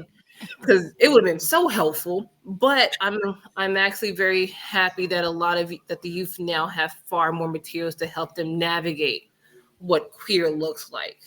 Because that's like I'm pansexual. A lot of people paint pansexual individuals and bisexual individuals as hoes. No, we can be in committed relationships to Mhm. that individual, or if you're poly, in a respectable what's it? It's like a polycule. Is that what they call That's it? probably cool. Polycule that's built Mhm. on the foundation of respect, honesty, and just communication. So it's a broad spectrum. So I'm very happy that the youth now has more materials than what I did growing up in the early to mid early 2000s. Mhm. There's More also safe Steven Universe. spaces. Hmm? Yeah. Sin said more safe spaces. Yeah, And totally. I said there's also Steven Universe. That's also a good one too. It's really good. I Me and actually Steven enjoyed. Universe has some beef. It's kind of low key toxic at times. I'm like, hold up, and they But don't it's even so address that cute. shit sometimes. I'm It's like, so hold up. cute. Oh, I also want to call somebody out because I saw that refill. I noticed that refill, Kristen. Look, Me too. time is It's also like, because Princess Bubblegum and Marceline. oh, oh, and Adventure Time, is that the show? Yeah, That was a good. Princess Bubblegum and the Vampire Queen. yeah. Mm-hmm. So yeah, like I'm very happy that there's like a lot more media, like in Owl House. If you never, Owl House is on Disney Plus. Is a really good series. But I'm actually very happy for the youth now. They have a lot more media to help them navigate. Like, okay, I'm more like this individual, and they're like me. They like they like similar items as me. So it's like I'm so happy for them because they don't have to go through that confusing stage that a lot of us went through it in my era. Cause like, okay, I like this, but I also like that. Like in through my sexual orientation journey, I thought I was bisexual for the longest because pansexuality wasn't talked about that much because you're seen as greedy. Mm-hmm. Mhm. I'm like, no, I have a broad spectrum of who I'm attracted to, and that's okay. Doesn't mean I have to like go out and sleep with every person that I find attractive. No, I have self control. I'm a human being. Don't get me wrong. If a pretty individual walks by, I'm like, God damn, they're pretty. Or if a handsome individual, yeah, they're handsome. I can look. Doesn't mean I'm gonna like. I need to go find that person Yeah. information right now. So I do like that there's a lot more media, especially for like sex ed in general. God, was I have one. It's pretty graphic, but it's for teens. So I'm like, the more pictures you give these motherfuckers, the help, because they don't read words after Are like a certain age anymore. They just look at the pictures. are you talking about the book that you sent me? Yes, Oh, that's a good book. That's a good book. yes. So like we have that, and it's super graphic. It has a lot of pictures, but it drives home the point. You can have any sexual orientation on the planet. Be safe about it. Be smart. So that's why I really like that book. It doesn't just talk about heterosexual romances and sexual relationships. It talks about all of them, and What? that's why I bought it because like it tells you be safe, be conscious of who you're sleeping with, even if you trusted them. Be safe, be smart about this. Because What? I just watched a documentary not so long ago about a woman meeting a man. They got tested, but she never saw the test, so they went to have sex without a condom, and he gave her HIV on purpose. He knew Oh, he had it. He gave it to a lot of women. He never disclosed it, and he got sent to jail for it because he purposely infected people with HIV. And all this whole thing could have been avoided if they, like, I demand to see the results. That's just me personally. girl, me. So it actually tells them like look at your partner's results. I'm like, yes. That's the main reason why I bought it, because it tells you make sure you know where your partner stands in on that test, because that can affect your life. It could be Absolutely. temporary or it could be for life. And it can also take your life depending on how soon they catch it and if you can afford the treatment. Hmm. Mhm. Like low key, that's the reason why one of my regulars got xed out because I'm like, okay, you want to do this bra thing, so where are these results at to make? Because I don't want to be spending money to take my docs and all this shit because I don't know what the fuck you doing on your free time. I know what I'm doing on my free time, usually sleeping. So if we're gonna be doing all these things. Like a test, y'all want to do the test? Oh well, we don't have to do. Condoms are going to be used. Like, And what are people we be doing doing I didn't realize how many people be dipping and dodging, like taking the test, and it's like it's given you trying to kill me. here? What's Okay. going on? And like, Right. oh, and what's the name of that book? Because I don't remember. Do you remember the name of the book, the one with the graphic images and everything? Yeah, give me a second. But go ahead and I'll find it. All right, perfect. And I'm glad that we're having this conversation about media because these mofos who just be like, oh, they're just trying to shove homosexuality and all these LGBTQ stuff on us. No, what they are actually doing is creating a reality that reflects what our kids as well as us as adults see. Because yeah, you may not have a trans child, but trans people actually do exist, and more than likely, your child is going to interact with somebody that's trans. You yourself might interact with somebody that's trans. So we're trying to, our people in media spaces are trying to normalize media that includes different identities because there's a strong possibility when you go out into the public, you're going to interact with somebody that's different from you, which is why in a common popular media, you may see somebody that's white, you may see somebody that's Asian, you may see somebody that's black, you may see somebody that's gay, you may see somebody that's trans, you may see somebody that's Hispanic, you may see somebody that is outside of what you consider normal because Mhm. what?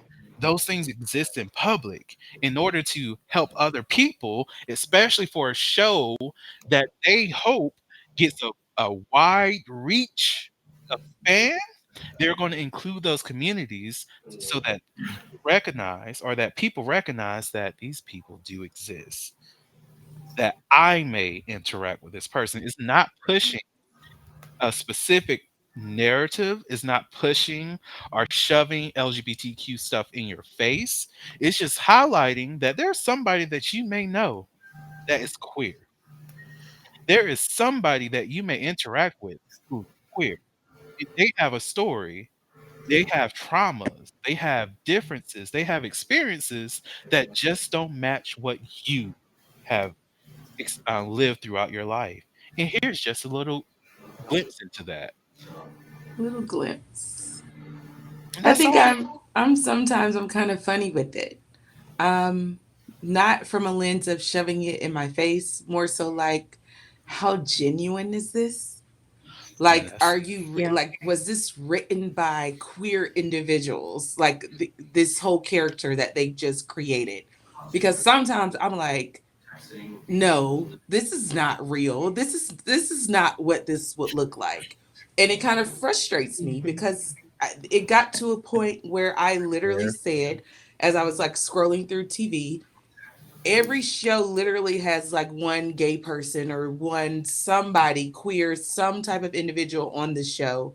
And it really That just token depends on the person. writer whether or not how good that character is on the show, where you're like, okay, Mm, this feels like something, that's very familiar, or this is like they really just tried to make this be a thing. And so sometimes it's kind of frustrating because it's like, I don't want it to be forced, but at the same time, I do want it to be out there enough where it's not taboo, where it is something like, oh, okay, like we don't have to make a big deal about it that one of the lead characters in this series just mhm. so happens to be a queer individual. But I think it's just also kind of realizing that sometimes these things are in there because it's like, all right, diversity, equity, and inclusion. Let's make sure we add this so we can get more people involved.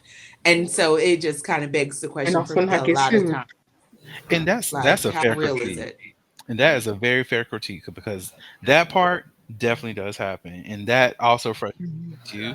And that's oh, by the way, the book that Shane was talking about is Let's Talk About It by Erica Moen and somebody else. I'm not going to go into that to see who the other person is, but let's talk about it. Look on Amazon or wherever you get your books.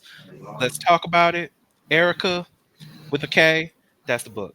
But anyways, It talks about what a relationship actually is too. It does break down what a relationship is, not a situationship or I know that person and we text every now and again. mhm, No, no. What an actual relationship is, which I feel like okay. a lot of teens, Need especially grown, Mhm. I know I saw this for a fact. A lot of us didn't know what a real relationship was until later, or we got into one. It was terrible. facts. Mm, Yep. yeah. Um, but yeah, with the I, media thing, it's like I respect Euphoria and how they told the story of I forgot the trans kid's the name. trans girl. Yeah, I like how they told her story because it wasn't like, oh, this person has been kicked out and all this other stuff. Like we're not making it drama. A trauma ride the entire start. Yeah, it's like it's just a normal teenager, and I think that's where a lot of writers fail when it comes to writing queerness and trans people.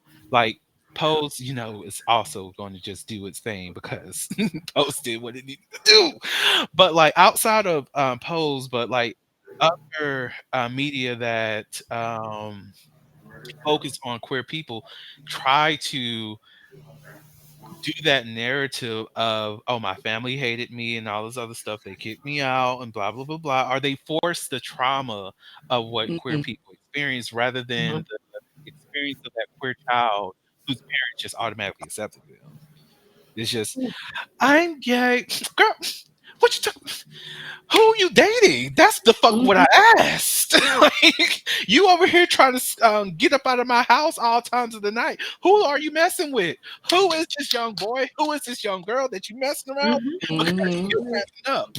Like I'm like I I do don't hate the care about no trope. sexuality. You acting up, bitch. What's going on? We need to have Right. a conversation. Like Because you acting up in my house. a trope that makes me mad is like the angry queer. Ooh. Mm. Mm. I like especially if the individual that is the angry one is trans. Like don't be wrong, like trans people do face a lot of challenges, but when they make it their entire personality, Mhm. Mhm. that's like I'm okay. I'm not gonna lie. I can't even get mad too often because I have met some individuals like this. Hmm. Like Same. okay, yeah, I understand you're trans, but me and you are talking right now. I'm trying to understand what you're going through because I'm not trans. I don't. I have questions about the process, but I everyone is different in their journey. So not all questions will be perceived as respectful or Mhm. not insensitive. So like trying to end it like every and that goes with anybody in general, but specifically for trans people, like trying to navigate the conversation to make sure you're respectful in real life is a challenge. And when they reflect that in the TV show, I'm like, okay, that's cool beans. But my biggest peeve is when like the character like blows it way out of proportion. Mhm. Mhm. I'm Mhm. like, I understand, like, yeah, you don't want sometimes you don't want to answer that question. Instead of calling that person like intolerant or transphobic, just say like, hey, I'm not comfortable. That would have been more realistic for me.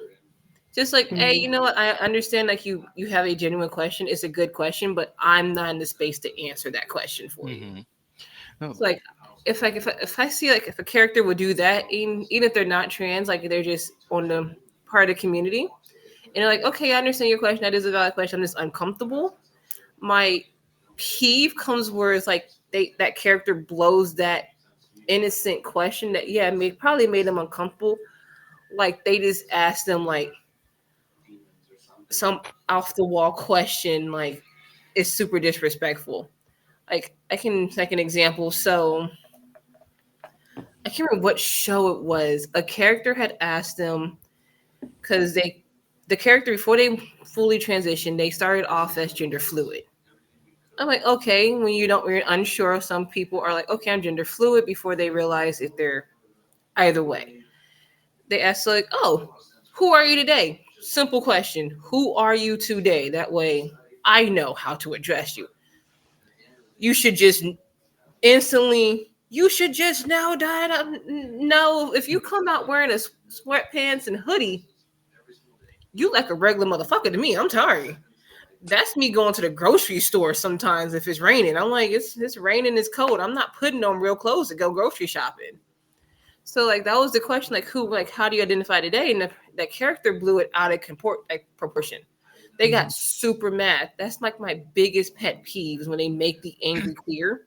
Mhm. Yeah, there are certain situations that yeah you should be upset, but if it's just a normal question asking how to respectfully identify you, and you go off the rails, in real life, I would just leave you alone. I'm like, oh, we're never talking again. We cannot even be friends. At this point, you and I are not even acquaintances. You are nothing. Mhm.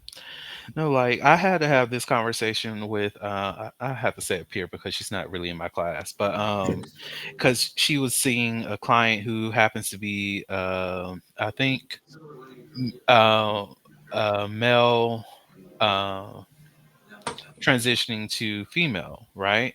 Um and because of a lot of the narrative that we are fed through the media and everything, and this is working as a therapist and doing family therapy at that. We want to side on the the victim that's going to be here and the person who's most marginalized, right? And I had to have a conversation with her like, okay, what's missing here in the way that you're doing your family therapy is that you're not really focusing on the parents' needs at all, right? Like you want to be there for your trans client, you want to be there for this person because they do need that additional support, but you also have to think about the impact of this transition that it has on the parents too. Because if not, you're missing a huge gap of why there's dysfunction going on within the family. Because Mhm. this family knows this child from who they named them as, who they got to experience them Mhm. as being throughout the majority of their life. And now they're coming to terms with that this child is somebody who they did not recognize their child to be. So Mhm. what you need to do is cultivate a space for that conversation and hold space for the grace that the parents need to grow in that. Because if you don't do that, now you're demonizing the parents. You're making them feel as though that they're not loving their child the way that they need to Mm-hmm. love their child. When it's only Mhm. they just have to get adjusted to that. And I think that's the thing that's Mhm. really missed out in a lot of the media that we get is we don't get to have the story of the parent who's have to do that adjustment, which going back Mhm. to election things, for those parents who are dealing with a trans kid, they do feel unheard in those spaces because we focus so much on the trauma that's going on in the child, but we don't think about the trauma that's going on with the parents that have to make that adjustment. Hmm. They They're have to go through that grieving death for the technically person the they loss. created. Yeah, and they're Yeah, grieving that. yeah. Yeah, Especially depending on the age and when they start to transition. Because Vernon, Mhm. you and I have a friend that we knew as one individual, and child, then after college they transitioned. So it took us a while because we knew love them her. Same. Yeah. as who they were, and it's like, Mhm. okay, this is now so and So and so. so, yeah. Yeah, Gotta and remember this. Sometimes I caught myself slipping up in the beginning because like Hmm. I knew them years leading up to this as one person, and mhm, I respect the fact that they're transitioning. I love them. I Hmm. still support them to this day. I love them deeply, but it was still just a transitional It's a period transition for for you as me. well. For, Yeah. Like yeah, transition for I'm now everyone. disassociating from that individual to who Yeah. they are now. Like Mhm. luckily they were very very understanding. Like slip ups will happen. You guys know me for XYZ years, and because they were honest, like yeah, my parents still mess up from time to time because their sibling they, mess up. yeah, because like Right. let's see, I think they were like 22 when they started to transition, Mhm, 22, 23. I'm like, for me, it was 4 or 5 years. Their parents, it's their entire lives. Mm-hmm. mhm. Like one of my staff members, her partner transitioned. So they start off as a lesbian couple. Oh, I Mm, love this. yeah. Yep. Her partner transitioned. They went to individual and couples counseling throughout the entire process to make sure Mhm. Oh, that's really a good. she like my staff member was understanding what was going on and if this was what she wanted because at the end of the day she started off in a relationship with another woman and this Mhm, they are still together but it was a she admitted it was a bit rocky because I Yeah. had to reconcile that the person I fell in love with and married is Mhm. now this individual, Mm-hmm. which I'm like Right. that Look sounds now valid. they look different, sound different. I mhm. mean, They, they're still the person that you grew to love and all of that. They still have those same eyes that you fell in love with and everything. But I mean, at the same time, like what you see in front of you is now It's somebody completely different. Mhm. So it's like your brain really having to wrap around that, like what you see every day versus like I know you're you. I know who you are, but still like you're still not the person that I remember all these memories with. So again, like you guys were saying, like the transition, the loss of this person that you knew for however long and just being like, I still support you and I love you and I want you to be your truest self, but please understand like I still have to transition with you. So Mhm. but I think that's cool that they went through therapy the whole time. That's really important. Right. I'm it. like, hey, power to you because like I don't get me wrong, I never judged a partner who decide like who feels like they can't do it. Hmm. But and then like of course there are those partners that get mad because their partner's leaving them because they're transitioning. And I'm like, you should take that as the biggest form of gender affirmation on the planet. Mm, Because I read a Reddit story. He started off in a relationship with a woman. She came home, said she's transitioning to be male. He was like, I don't want to be in a relationship with another man.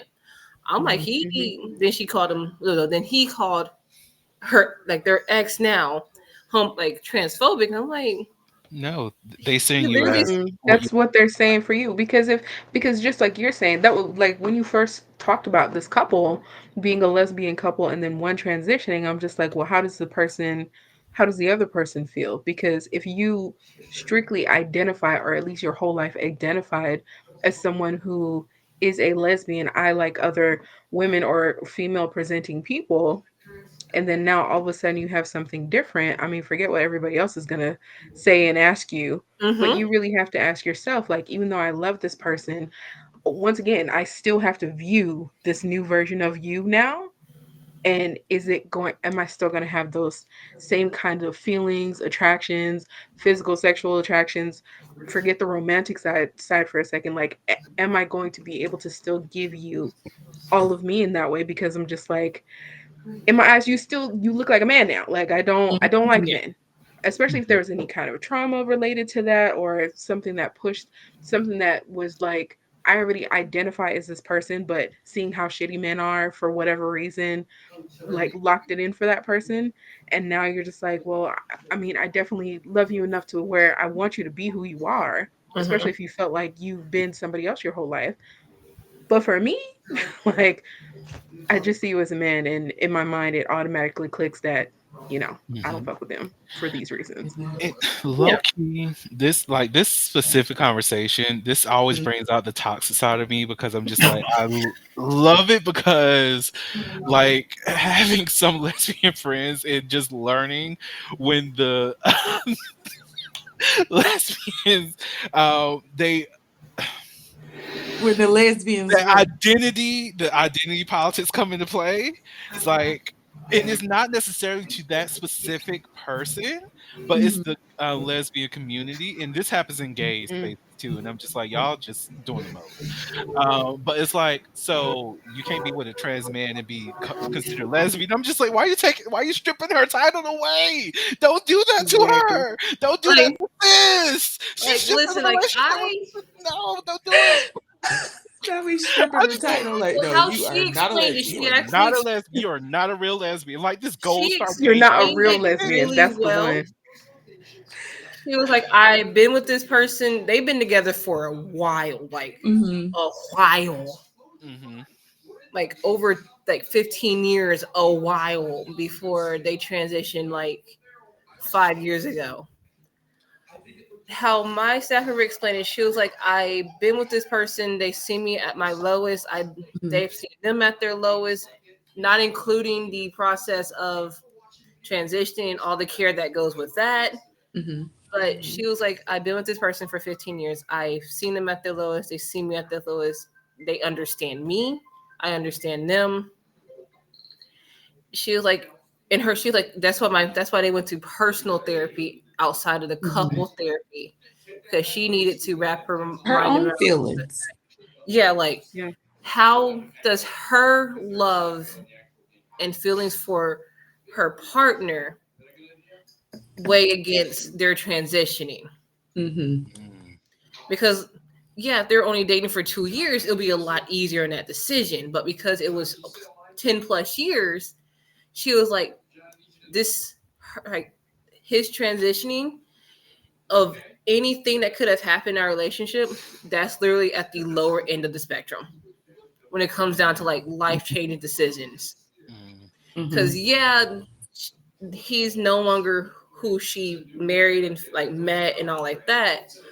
But if it's just the transition and not, and it was all smooth, they agreed to therapy, they did everything right. She was like, I'm willing to give it a try just to see how it goes, and they're pretty happy. So That's like, good. for her, it was a hard decision because it was like 10 plus years. So Mm-hmm. it's the feelings and her love and memories versus who they and their happiness versus seeing her partner continue to struggle with who they are, go through like the whole downward slope of depression that we've seen a lot of trans individuals go through when they don't have that proper support. So she was like, it was a math game, a literal math game with her and her therapist going over her feelings, the transition, and all of that. So I'm like, that's what's up. I'm like, because 10 plus years, and then it's just like, oh, sat down, had a serious discussion about wanting to transition versus all the other nonsense we've heard pop up in a lot of relationships. I'm not saying like the transition is nonsense. I'm just saying like we've all had some friends who've had some interesting decisions in their relationships and they stayed, and it's like, okay, I'm gonna mind my business. But yeah, so she was like, it was a hard decision between her and her therapist, but how she weighed it out, I'm like, you know what? You're happy, your partner's happy, you guys are doing really well. It's about 4 years, going on 5 years post transitioning. Everything seems to be going well, and they're happy, and they still see therapists still to make sure like they're on Everything's top all of all their good. feelings. I'm like, okay, Hmm. I completely understand that because it's hard to throw away 10 plus years over something minor in comparison to what could have happened. Mhm. Of I course, was like wondering too when you were saying when other you were people who are talking about this. transitioning. Sorry, go ahead. When no, you're good. I was wondering too, like especially with them being together for so long, like at what point did the partner who was transitioning or who is now transitioned, at what point in the relationship did they start talking about not being happy with who they were and wanting to be like Mm. and feeling like I need to transition? That's kind of my question because like is that something that you kept deep down like as a deep dark secret for a long time and finally was like I need to have this conversation with you because I love you and I love me more and all of that. Like, at what point did that happen before the transitioning happened? Or was it something that was kind of like they've been hinting at this for a while or they've said this on and off at this point in our relationship and, now we got here, So it kind of makes me curious as to how all of that came about, especially for them to continue to be as strong Right. as it is. Because, I mean, I couldn't imagine being with somebody for 8 years and then they tell me year eight and they've never had mentioned it before, or at least I've never heard it from them to have this conversation and then just be like, I love you enough for you to be your entire self and I support you completely. And then again, like, but we need to go to therapy because for all of these reasons, but of course, go ahead and transition and to find like that space to be like, you know what, I'm going to give it a try because I love them so much and I'm not going to throw all of this away. So, yeah, I would be interested to know how that worked out for them or I how didn't where that ask came in. too many questions because I feel like that's a personal Yeah, yeah. in between the two of Yeah, them. for This needs a sure. lot. That was a lot more intimate because I knew them prior to her partner transitioning, so I knew like, they went from. Luckily, they went from one L name to another L name. So I'm like, yes, Look, yes. That look, that's a whole thing too. It's just a lot of relearning. I'll admit, I'll tell on Mhm. myself, like I always tell people like I'm an old school lesbian when it comes to it's just like I'm judging her a already. film. Yeah, I know it. I'm putting it out here. There's a femme and a stud. And I call it, I still joke, and even to this day I'll say it's the girl and the boy. And Mhm. like that was all I knew when it came to like being a lesbian. Like, Mhm. no, there's That's one all I knew that's because a I had the lipstick. stud on.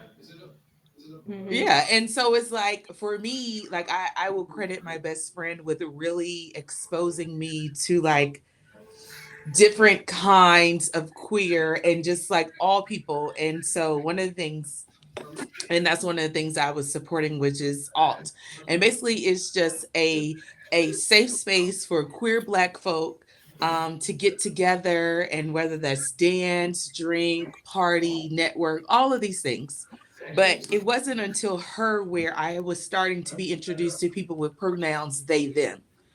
And for me, Mhm. all I knew was she, her, he, him. And so She, when her, he, I him. started to have to open my horizons to start saying they and them, my mind is like, okay, this doesn't even sound like correct grammar when I speak this, but I also have to understand that this is what this person wants to be acknowledged as, and who am I to say no? Because you're presenting one way, you have to be, one or the other. But it's always just Mhm. like this self-awareness that you have to have as you navigate being like a queer individual. And as we're growing and expanding, and more people and more identities are coming, like it's like I love it, but if I can be completely transparent, I'm always second guessing myself whether or not I am referring to somebody as how they want to be referred to, or worrying that maybe in a moment of us just talking and having a good time, I'm going to slip up and say what my mind has been conditioned to believe them to be. Yeah. And so that's just like one of the things that I struggle with as I navigate just being a queer individual, like making sure that Yeah. I'm identifying other people the way they want to be identified, and just kind of erasing some of those old school lesbian ways. We love it. We love it. Like I'm here with you. Like that's like me and neo pronouns because I'm like me being English teacher. I'm just like, girl, these don't exist in my realm because these are neo pronouns, meaning they are new pronouns, which means nobody's being taught this. Okay, we're not going into school to be like, what is a Zer? Like, we're not going into school learning that because there's not actual context of where we will use that. Because personally, like, so the general rule, like for writing purposes, if you are going to write something, you can use they, them until the point where it's like, okay, we're being confusing. Now let's go ahead and use the specific pronoun of the writer that Dang, is yeah. producing this study or this actual fiction, whatever the case is. So that's why you see a lot of research studies that have he or she pronouns in it because that's just a general rule. Now, then you can have an option where you continue to do they, but some people don't see they as being a single person or gender neutral, and now we have a problem. We're not being taught the other new ones, right? So, like, Hmm. it's harder for me to adjust myself to a neo pronoun because we're not taught that. I don't have to teach that, Hmm. and I will adjust for that specific person whenever I get to know them or them or whatever the neo pronoun may be. But it's like you also have to be cognizant to know that this is not something that other people will consider the norm or what they have been taught or what they are have been exposed to. So that's where that adjustment period comes in. Hmm. And then you have to also give that grace that we're not automatically going to understand this Get new right away. information. That's like when people have issues with the term cisgender. Cisgender has been out there longer than most of the people that's on this in this conversation has been alive. It's Man, a very old term, but at the same very. time, in having conversations where cisgender may come up, I don't mind telling people, "Hey, cisgender just means when you were born, they assigned you a specific sex, and right now, in the way that you feel, you still identify with that sex that's on your birth certificate. That's all it means. It's not a slur. It's not a bad thing. Man. And trans is just the opposite of that. That just means you do not identify with that thing, and it's all good. You know, we're good. We're fine. We're friends here, okay? Hey, And I think the issue. Well, where am I going with this? The liquor just start hitting. Sorry. It get Uh-oh. kind of. Well, I was gonna Uh-oh. say we it did get talk kind of about late, but never mind. identification with pronouns. There we go. So it's like me. Yeah, I'm not going to just regularly know that I need to communicate with you with these things. But once you educate me, once you provide me with this information, I'm open and willing to make that adjustment that's needed.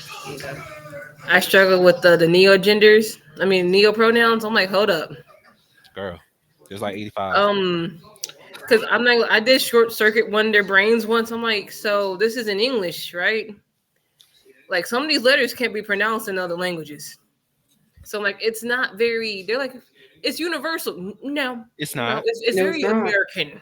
Let's not Like, take thank you, Western ideology and make that universal because it's not.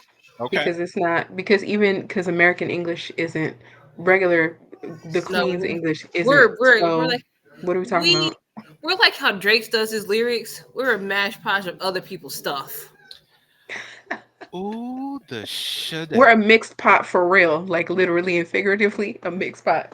The shoulda. Bro, yeah, like I struggle with a gender because I'm like, Yeah. wait, I can't say a single pronoun. I gotta say your name. You know how tiresome it's gonna get in the conversation. Fair. Like, I have a Being in coworker third who's person the a whole gender, time. and I'm like, I have to like coach myself before I start the conversation. They are a gender. Just say their name. But if I don't want to Mhm. say their name, well, I'm doing this. The Fuck whole it. time because it gets I'm so doing it wrong it gets now. tiring. It's like you're narrating a book where the only thing that you can say is their name, and you're just like, why am I speaking in third person to have a direct one-to-one person Yeah, conversation? especially if like I'm describing a job that this individual is doing for me to my supervisor. So it's like so and so da da da da so and so so and so. Like, I hate it. I hate it so much. But I will say, in the beauty of it all is that, and I think this is something that many people have to walk away from, like even these conversations about gender and pronouns and whatnot, is what that respect looks like. Like I hear some people who's just like, oh, if I cannot call you they, well, if the presentation is not matching the pronoun that you're identifying as, I'm just going to call you your name. And if this person specifically say that there's actual pronouns that you can use, there's a level of disrespect there because you're not trying to see them fully. And then, like with this agender person, it's like, just call me my name. Fuck those other things that exist out there, because we don't need that. Just call me my name. And that's where it's appropriate to just use that person's name. And I don't think people are used to establishing respect on the level of that individual themselves. And they Like, think I'm about the respect that trying. only they want to receive, meaning I'm respecting you based off of the terms that I come up with, rather than I'm respecting you based off of the terms that you came up with. Mhm. And I think that's the problem with where our society is today as well, is that we're trying to respect people in the language that we have, rather than the language that they use. Hmm. Okay. What was it like? Was it Latinx that Okay, Americans try to pass off? And it's girl. like, bro, they can't say that When I letter. tell you, that makes me upset every time I see it. Like, I'm like, They okay, still use it. the people who are okay with Latinx, I'm not judging you, and I'm not taking away from your use of that. Continue to use that because you are comfortable with that. But when you talk to Yeah. somebody who is actually like engulfed in the community outside of the United States, they're just like, what the fuck is that?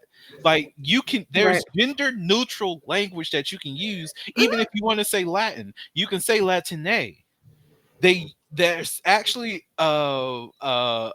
In declension and grammatical use for Latin-based that. words, there's a gender-neutral form of it. And that too, like there's always a gender neutral term, and there's also language used in the Latin community for people who are trans. Now the only difference is you might have to change that based off the country that they are derived Yeah. from.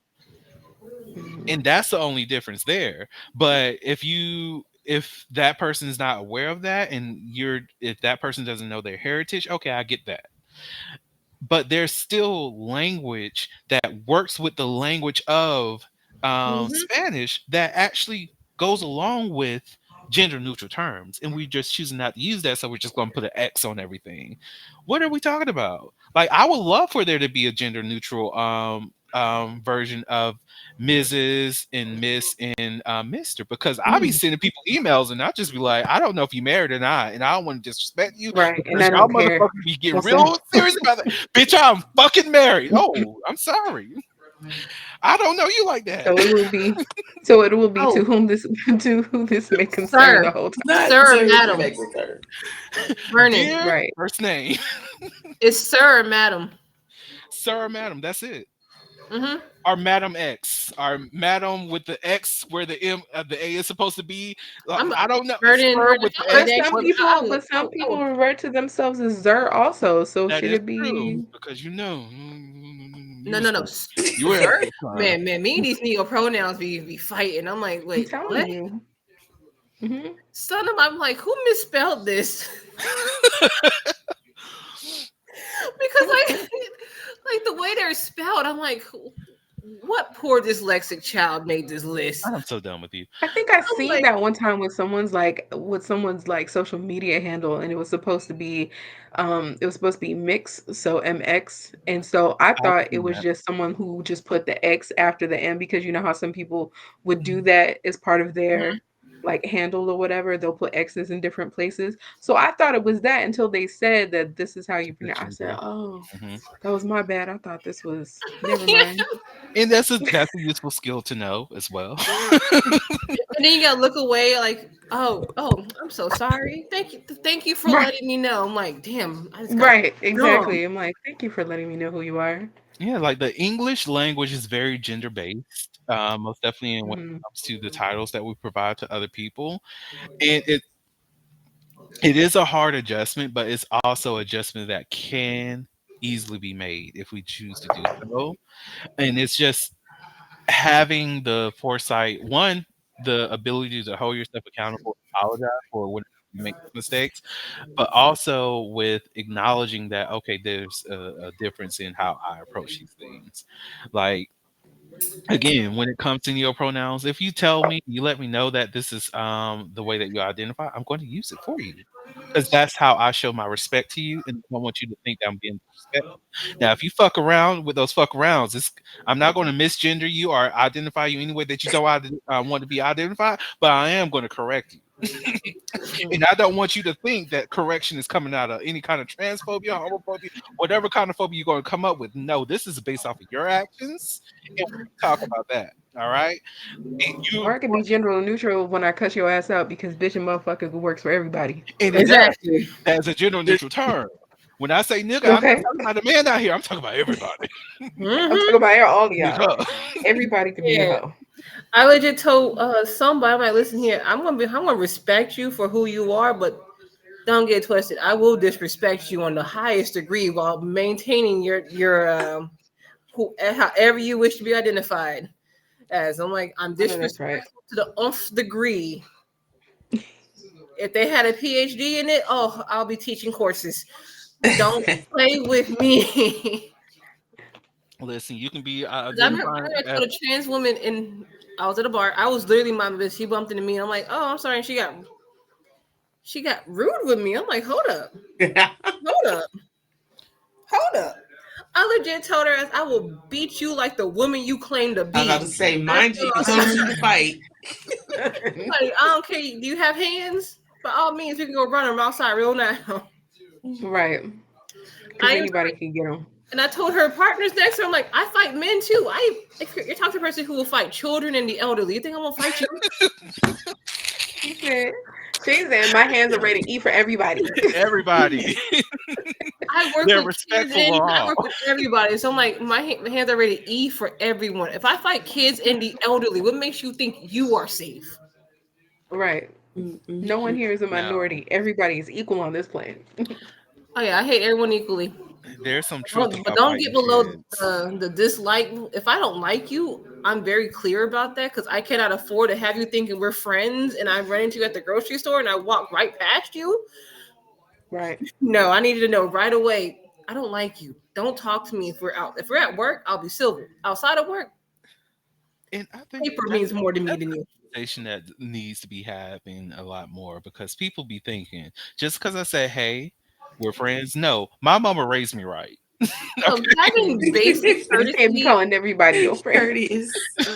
yeah, That's all it is. My mama raised me right, and she's told me that I need to make sure I address everybody that's in the room, and I'm saying hey to everybody.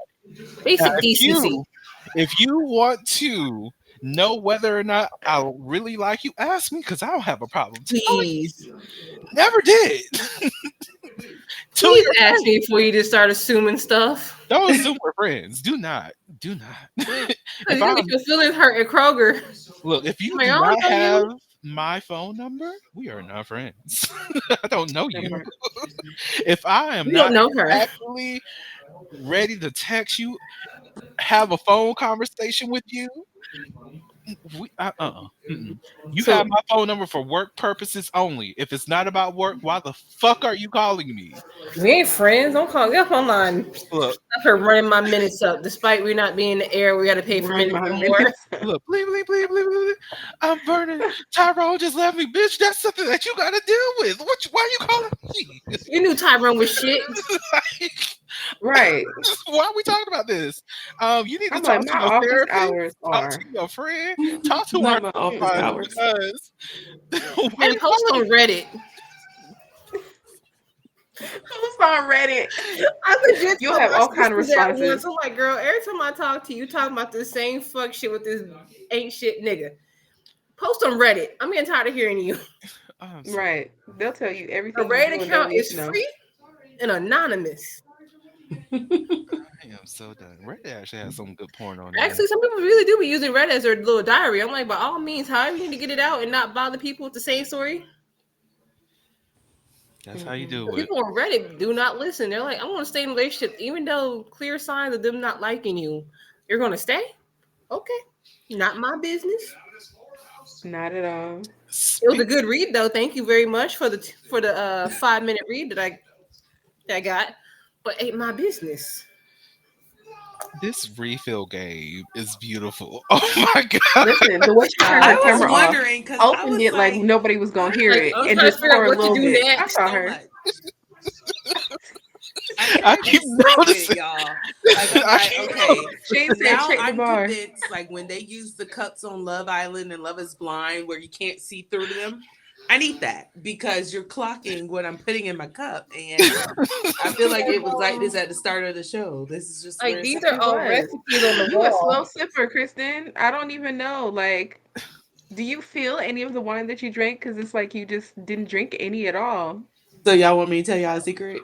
Ooh, It's yeah. not even wine, it's actually IPAs. So, am I feeling it? Wait, what's IPA? Wait, is that the non-alcoholic stuff that is like getting No, no, oh they're No, it's craft very beers. alcoholic. Usually Yeah. oh very they have very high child. levels of What? alcohol. I heard of that non-alcoholic brand that's essentially just shrooms, and I was like, bitch, I might want to Oh, try speaking that. of shoes, my mom sent me some in the mail. Bitch, not your Oh, mom. that's nice. I told you I never. Me and my parents may have been divorced. I'm really close to both my parents. My mom be shipping me shit in the mail. I'm like, is this legal? Mm. It doesn't matter. Just let me You know what you buy them think. off I'll of stop Amazon, about these so and try it. I support. I'm I actually support. about to make one of these drinks later on tonight, or no, Sunday night because I'm off Monday, so I'm having a ball. Bitch, Yeah, well, I It's just a all recipe. No, right. that's realized right. those are drinks in the background. Why did I not notice that? I see They're it now. I Right. didn't recipes. see it either. I thought Listen. it was I just see it regular now because I artwork thought there were on the plastic flowers. cups. Nope, I Yeah, did. flowers with a name and some other shit. It's Yeah, drink Sex on the recipes. Beach, smoking Damn, Charlie alcohol, Jackson. yes. It's Uh, the librarian with drink recipes on the wall for me. I love you it. know who I deal I with love all it. day?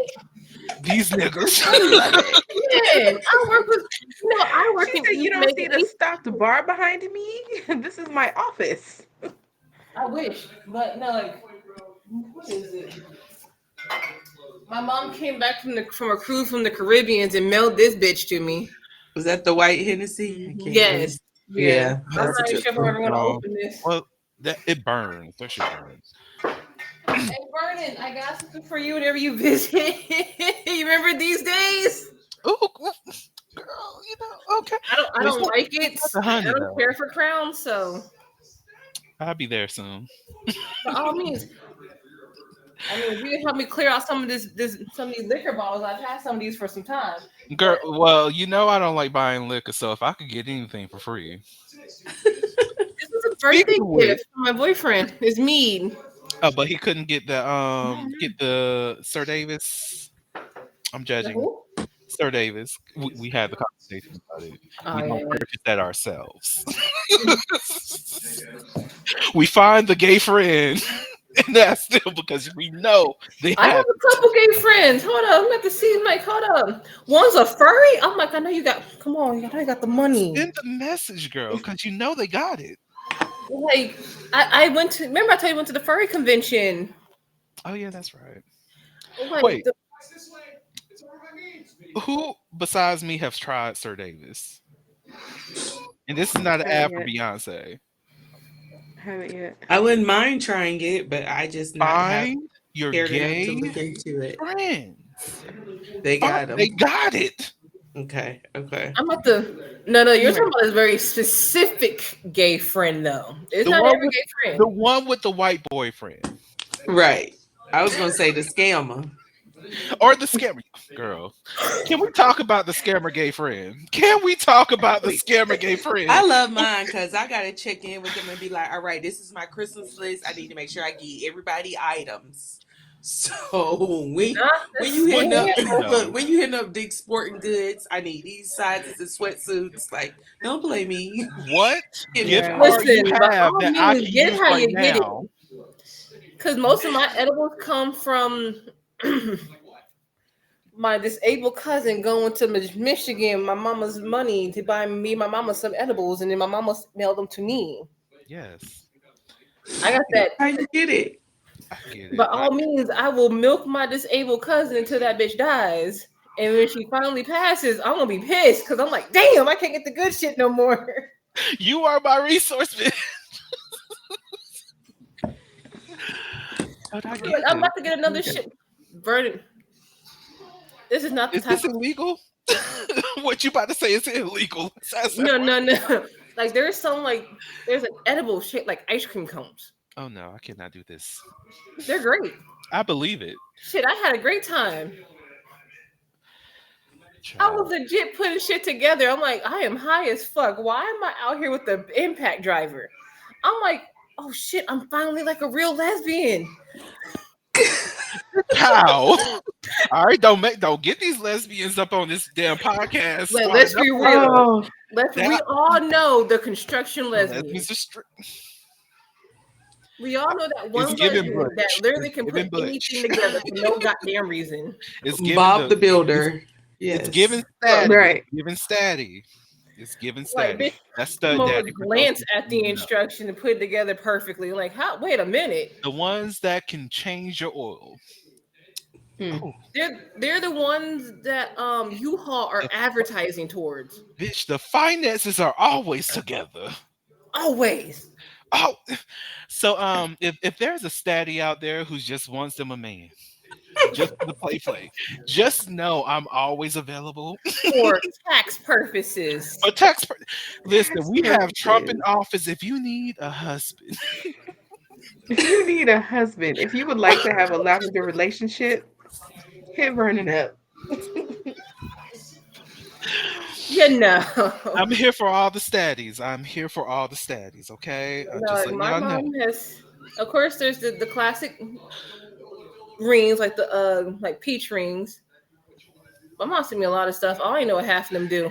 I'm scared of some of them. I'm like, that looks painfully high. Your mama's crazy. I love it. My mom, I swear, my mom's a whole ass criminal. Vernon, you Well, were she raised the criminal, so huh? She raised the criminal. Oh, damn. you. I'm Do not we no need to, damn do criminal. we need to talk about high school, Shay? Huh? Do we need to No, talk about high school, Shay? no. I did what in high school? Look, leave her Okay. alone. We're not gonna talk about high school, Shay. She made it Oh, out of high that. school Shane was breaking faces. I'll A criminal listen. That's because I'm a nerd. and a The criminal. bo- Like I was a whole scene kid in high school. Okay. I was a nerd. Are you from Macon? No, I'm from Tennessee. Oh, nobody Oh, claims okay. that. I was a whole scene kid, one of like two black scene kids in the entire school. Yeah, I got my fair share of bullying. I broke a fair share of noses. I'm like, by all means, we can run this fade all day. Criminal. No, that's defending myself. I got bullied so kids can walk today. Where's the lie? I got bullied for liking rock music, dressing like the white kids, like an anime. Nah, playing video games. I got severely bullied and broke faces so these kids can enjoy it now. Because they are run. definitely enjoying it now. Oh, they I are didn't feel enjoying the it pain, too. but they had that freedom. All the blurs, I was bullied severely so they can be proud and happy about it. Now I'll still crack a face over Spider-Man and Sailor Moon. Watch me. Okay, I don't know about Spider-Man, but I get you on Sailor Moon. Sailor Moon, yeah. The reason why I like Sailor Moon can do Spider-Man it. so much, he was a regular kid with the same net worth as me. Bitch, I'm done. I'm getting off.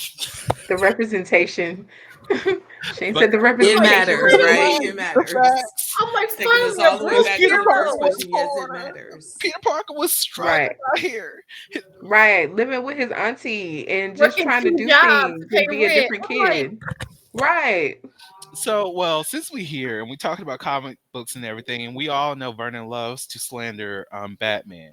Are we going to have this conversation today, or am I in a safe space to slander that motherfucker and all the wrong Vernon, that he you know has you done? safe for me. You Batman? How did we get here? What Listen, did Batman do? Here. This All rich you heard was comic motherfucker, and then all it just that came motherfucker out had was to privilege. Batman. What did we That motherfucker had all the privilege. Batman voted for Trump this year. Fuck that nigga. I knew it. I knew that. Batman said, I see the Knew it. opportunity. I see the space for motherfuckers to act up. Put that nigga Trump up in there. Let me beat some more asses while they get on these damn streets and steal some shit. That's what Batman did. Fuck Okay. him. That's a whole new perspective. I don't think I've ever went that deep Listen, with Fuck that Batman. rich But hoe now that I Batman. know, ever. Batman is a Damn. billionaire and he is part of that 1%. Hell, he might be part of the 0.5%. Like, Listen, his entire costume was bought and paid for. mm. We got green. We got all these other motherfuckers who got their. Man, listen, Batman free. is really the only motherfucker I know who can steal so many white kids and not get in trouble. Ooh. Not you talking about the entire. He only ever adopted one officially, and then one is his biological son. Everyone else is rolled up. He's like, "You're coming with me talking now." about the Bat Crew, bitch. And the only one that called him out on that shit was Jason Todd, and they killed his ass for it. Ooh. mm. And this is why I support Joker. Bro, Fuck it all up. that's a wild take. Fuck it all up. Okay, I'm like, you Joker would called love him out on his the shit. storyline where the Joker actually finds out that Bruce Wayne is Batman, steals a good chunk of that money, As he should. and then uses that money to terrorize Gotham. As he should. Because this motherfucker is already Where does the weapons come from? Who is developing the weapons that are inflicted on the people of Gotham? What's his name? Bruce Wayne. Elon Musk. Well, that too. Elon Musk would be like what, like Lex Luthor or something. Do not give him that Lex much strength Luthor? because he is not that smart. Fair That's enough. true. Okay. Okay, I'm like Lex Luthor spending like multi-million dollars just to Listen. fuck with Superman about running for the president was still one of the best flexes of my life. Lex Luthor is He's like, I actually spent Bezos. Is what? Thanos? Jeff Bezos. Jeff Bezos. Oh, it sounded like all I heard Yeah. was Empire. I was like, what? The reason why, because when those that the rumors of the news came out and this motherfucker was just like release it, I was like, that's some nigga shit right there. I respect you, Jeff Bezos, for that shit. Release the news? Okay. Please do. Because I want to see now. You know what? Jeff Bezos been the quietest billionaire I've heard in a while. Oh, he's still acting up. Mm-hmm. That Like bitch acting up. it's in He's just silence. quiet. That's why he Mhm. flex. Because nobody knew what the fuck Lex Luthor was doing. The only person who knew what Lex Luthor was doing was Superman. And that was because they were fighting each other. Also, Y'all are above me right now, okay? Who is Superman with Clark Kent? I think he like Lois.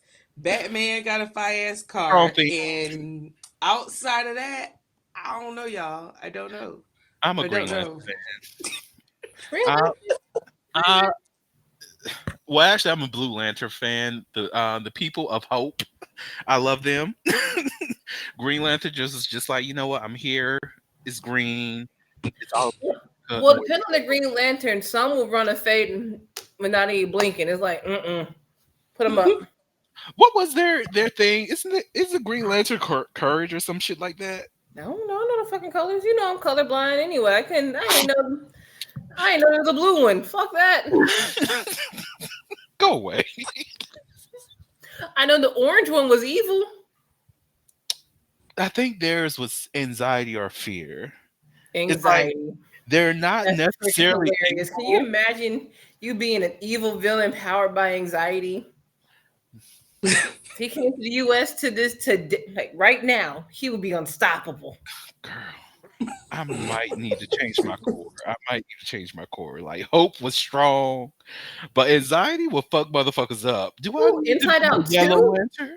Man, I've been so upset about being exposed like that. And I'm like, Is bro, that why she was yellow? yeah, anxiety is the small one with the oversized sweater and pants, looking like. Girl, she needed to just do a little swoop dupe on the hair a little bit because she was cute or whatever, but a little. But yes, so they added angst, anxiety, and one more. Inside Out 2 was actually a really good movie. It was really good. I'm ennui. Like, I'm so sad. I'm like, dang, why Bruce? No, nostalgia, bitch. Nostalgia gave me life. Not the That's what old deal with lady. nostalgia. It's like, Nostalgia had me feeling old. I'm like, damn. girl, no, not into the weddings and not into. I was like, damn, bitch. I'm in my 30s. Experience nostalgia. What you trying to tell me, bitch? Man, nostalgia Am I was old? dramatic and I loved it. Oh god, have y'all seen Inside Out? The first one, I didn't watch the second Love one yet. Inside And Out. the second one is really good as well. Like it's actually a decent sequel, which is a rarity in a lot with a lot of movies. It's actually a very good sequel. It, Instead of keeping what's her name, Riley? hmm Instead of keeping her the same age, she's actually slightly older, entering her teen years. So they introducing new emotions to coincide with her entering a different phase of life, and they handled it really well. they did. Like I said, anxiety. I never felt so exposed in my life. Girl, I Mm. was listening to the I felt read exposed in the first one. that That too. You know what? You know what? Yeah, yeah, yeah, yeah. like I was I listening. think when it came out, I wasn't in a good space. I was just like, I just feel like, because I remember how the first one made me feel, and I was just like, I just feel with the second one, like it's just gonna expound on that, and I don't think I'm in a healthy place to deal with it right now. No, I no, don't feel no, like I'm that's gonna be able to valid. deal I'm with in a it. healthy place now. No, valid. If I didn't have my anxiety under control right now, oh yeah, that would move with like, yep, click. I'm going to lay down real quick and be depressed. Sadness, do your thing, baby girl. And this calm. Right. Like I was Take over. listening to the read, right, and they were talking about like IFS and like what the emotions represent and all this other stuff and the messages that you get from watching film. And one of the things that Crystal mentioned is that Riley is a secure. She has a secure background in terms of like emotional attachment and all that, and her lived experience. She has parents who care for her, who have these conversations, and they mention like what would it look what would be different for a child who doesn't have a secure relationship, and that just blew my mind because it's like, and I even think about her parents and who's at the helm in their little stations, and like mom is ran by her depression, and dad is ran by his anger, Anger. and I'm just like, can we look into that a little bit? Can we Mm. explore those other people Hmm. who have experiences Hmm. that Yeah. their lead emotion is somebody that's different? Like Yeah. somebody who has that trauma and what emotions look like for that person who has that trauma. And I was just like, ooh, Inside Out. Come I on, would also take like the to know like what years it set place in. Mm, If Hmm. they're not really clear like how like what year, because let's be real, if it sets place in like any time before like the 2000s, before like there was a big push for men to show their emotions, mm, even now we Hmm. still fight to have men be accepted for showing emotions outside of anger. Like could that be a reason why like he can't express his emotions, so everything is bottled up until like it gets to that peak moment and he just explodes? Or could it be a symptom also of depression? mm. Depression isn't always sadness, sometimes it manifests in other forms. So like it would be really cool to see like what's going on with the parents, to see where they're coming from. Mm. That would be so good. And even if it was placed in today's society, just recognizing who will be at the helm of the what is that? The monitor or whatever the fuck it is, who will be at the helm in a lot of people's brains in this moment. Granted, I already know sadness will be like having a field day right now for a lot of people. Like, okay, so since we're here, let's go ahead and do the thing, right? But it's interesting, most definitely, because like for people who do not recognize their emotions and people who don't have those kind of conversations with themselves and watch that film, they can start to actually place those things where they need to be. Like how sadness does not have to just be a bad emotion for one, but how sadness can be connected to depression and like that embarrassment. The reason why, like in the second movie, embarrassment and sadness gets has this little kind of flirty relationship is because sometimes when we are embarrassed, we are sad. Hmm. It's like a leading Mhm. emotion to that. So it's like, yeah, it will be fast. I'm just excited to see the next step of Riley and her journey, or just her emotions and how those develop a lot further as the series, develops and whatnot. I'm so looking forward to what I DreamWorks has in store for us.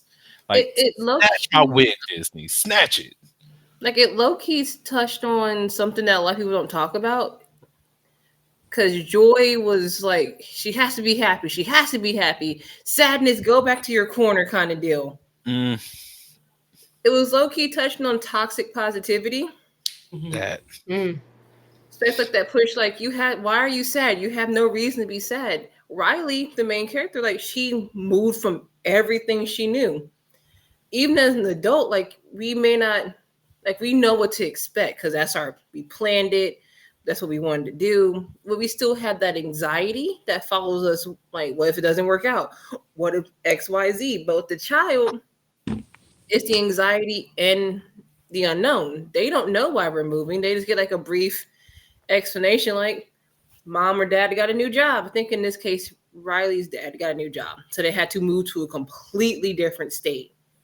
She doesn't know anything about this. The Midwest and they moved to California, completely different in culture. So it's mhm, like, yeah, I remember I was a military kid. Yeah, I noticed like to move from one location to another and know nobody. It's depressing. You feel alone. Mhm. You feel like you can't go to your parents because like they're excited for the move. They already knew what to expect. So you just feel alone and sad, and it's okay to feel sad. You gotta make sure people understand that you cry.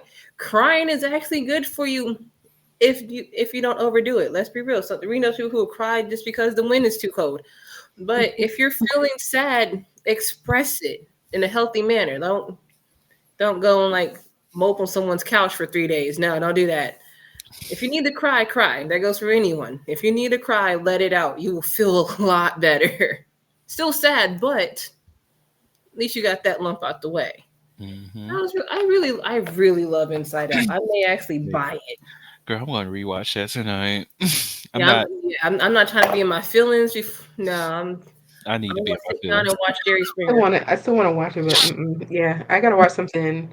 I've been trying to watch like things that are funny and just like a lot of different things. Like I like a good, like I love action movies and comedies and stuff like that, rom coms and stuff. But I've been staying away from just certain genres just because even if it's not something that's blatantly gonna make me in my feelings, like even something that might get my thoughts there. I'm just like, no, I just need to laugh or something. I don't want to do too much heavy thinking right now. That's fair. Mental heavy lifting. Oh well, That's if you Yeah. have Max, there's this show called It's Florida Man. I did see that. Absolutely, I saw it I last know night. it's What is it ratchet. about? I know it's ratchet. Ratchet is one thing that I'm like, bro, this sounds like some Floridian nonsense for sure. Like one episode is literally a guy swimming in a random lake that he found. It's not I a real truly state. believe he was on something through that the entire time in that period when he said he was doing it. Lost his arm to a gator, and it was still like No a way. that Couldn't have wasn't foretold that. no, that wasn't even the wildest part of the story. You don't swim in Florida. That wasn't even the wildest part of the story. I'm like, bro, you lost an arm, and then That's not the it's wild. that's not the That's wild where part. that's where I'm at. I was like, I'm waiting for the rest. Now I gotta watch it. It's First, you not got even in the the water. wildest part. Child, one of the lessons, well, one of the things that someone told me when it comes to any body of water in the state of Florida, you do not go in because there's a strong possibility that there's a gator in that motherfucker. And I am Didn't not. didn't they find one in a puddle Girl, I'm quite or like certain the in the ditch on state the of side of the Florida. road? I'm quite certain in the state of Florida, there's an alligator in every single fucking raindrop. I am not testing. I'm not testing. Ain't no way. I'm not doing this. I know for a fact I ain't built Yeah. for it. I'm like, Mm-mm, mm-mm, Mm-mm. mm-mm. I grew up. I'm I grew up allergic. partly in the bayou. I was already hopping snakes and gators. I ain't going nowhere near a body of water that I know A for a snake? fact or potentially. Yeah, you never been in the bayou?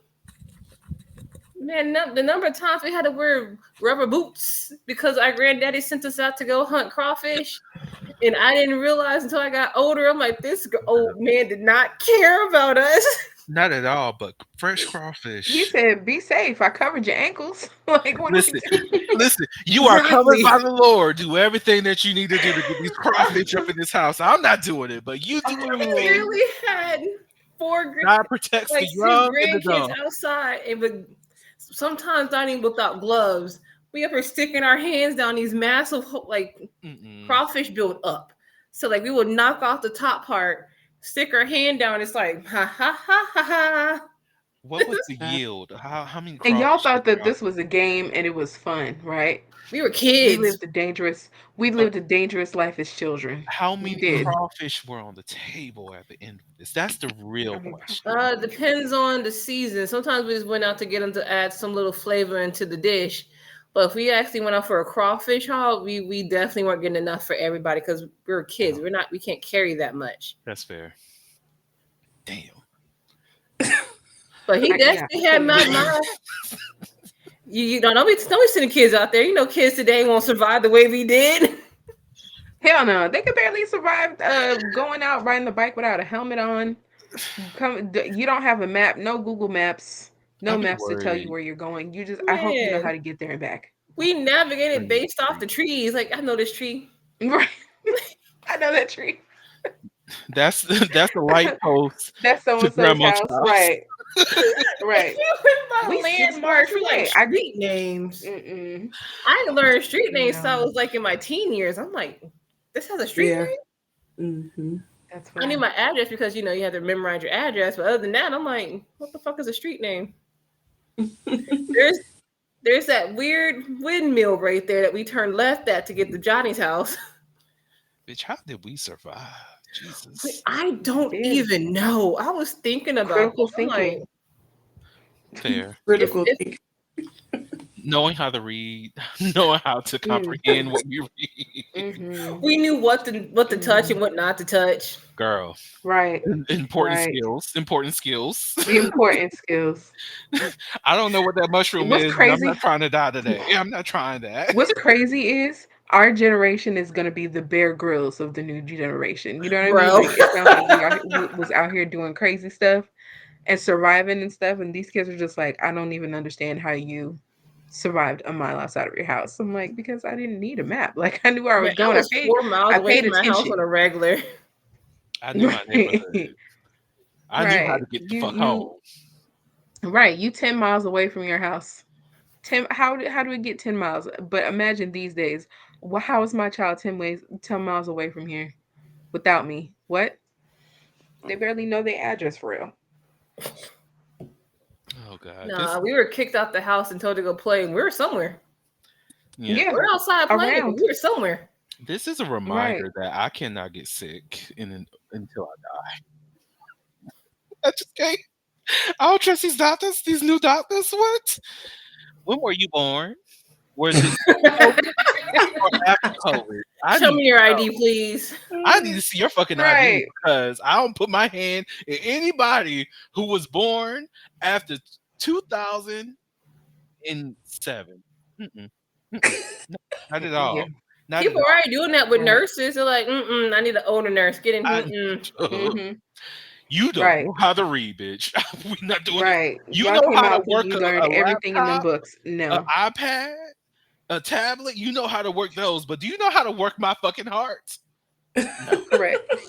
No, they Correct. would. Listen, my heart care is on AI. I'm not doing that. I'm not Chat GPT to find what this motherfucker needs. I'm not doing that. Mm-mm. No, like Mm-mm. I can't even tell you how me and my siblings or my cousins we're literally a pack of feral children. No, that's Well, that's the best way to describe it. We were literally sent outside to the wilderness Mhm. from the time it's like okay, so we'll wake up, eat breakfast, get dressed, get out the house. We were literally kicked out. Unless it was raining, the Outside. sun is out. Go. We were terrorizing nature. The number of turtles and snakes we caught, Oh and just wow. like we got a pet, and we're like told to let it back out, but we couldn't let it out in the yard because they didn't want to bother with it, so we had to take it back where we found it until they found out how far away we were. We found it. Girl, this reminds me of a student of mine who tried to lie to me that she did not use Chat GPT to write her paper. Oh But my god. I hope you passed her. Just I let her told her go. directly, I was like, Just let her sis, go. Let her I was go. like, girl, this is let her not go. you. One, you provided this essay in less than 5 minutes after you got into this class. Redo. Well, she could have did that better. Right. And She then could 30 she could minutes at least later, waited 2 days. 30 to 40 minutes later, she sends another one. I'm like, girl, this is given that this was used with AI. Because this is not even going Right. off of the topic that I asked you to discuss. Hmm. Redo this. In her response, I wrote that. I was like, oh, well, if you wrote this, well, I'm glad to hear that you wrote this. So let me go ahead and make sure you're in the right class. And I teach the under level and the upper level, right? This was the under level. Let me make sure you're in the right class. Send the message over. What's her test results? Let me know. They sent back, well, based Hmm. off of her test results, this is what class she's supposed to be in. So, girl, how you writing like this? I don't write like this. What's going on here? You telling me that you're an expert here? Mm. This Mm. generation. Okay, I'm not gonna lie. Sometimes I'll use ChatGPT to read them, like to give me the main points of an article, because I was like reading that bitch. I'm like, Fair. main points. Thank you so much for giving me the main idea of this thing, because some of it be wordy, and I just don't want to read it. I get I'm it. like, Get it. There. My why is only this? Use the thing TLDR version. Yes. my only thing is just don't submit these things when you know you didn't do it. And it's Oh yeah. okay. It's okay. Well, I will actually. We Don't didn't have a chance. don't test my knowledge because I know how to write. I know how to read as well. ChatGPT came out after we finished. I'm like, dang, they got Right. the cool But you know stuff. they would have put some kind of restriction on that, just like they did with Google when Google first came out and we had to write papers and stuff. They're like, oh, Google can't be one of your sources, or no, Wikipedia can't be one of your sources. I'm like, it's a digital encyclopedia. Like, why can't we Right. use it? But yeah, Chat GPT now. I was It's like, crazy. where's the creativity? Where's the research? Where's the, sitting on the computer Skills. looking through 50 articles to find 15 that you could use properly, or even go into the library and look at actual books. Like Right. all that is gone. Lordy. Okay. So we are near the end because it's like almost 9 o'clock, it's like 1 minute away.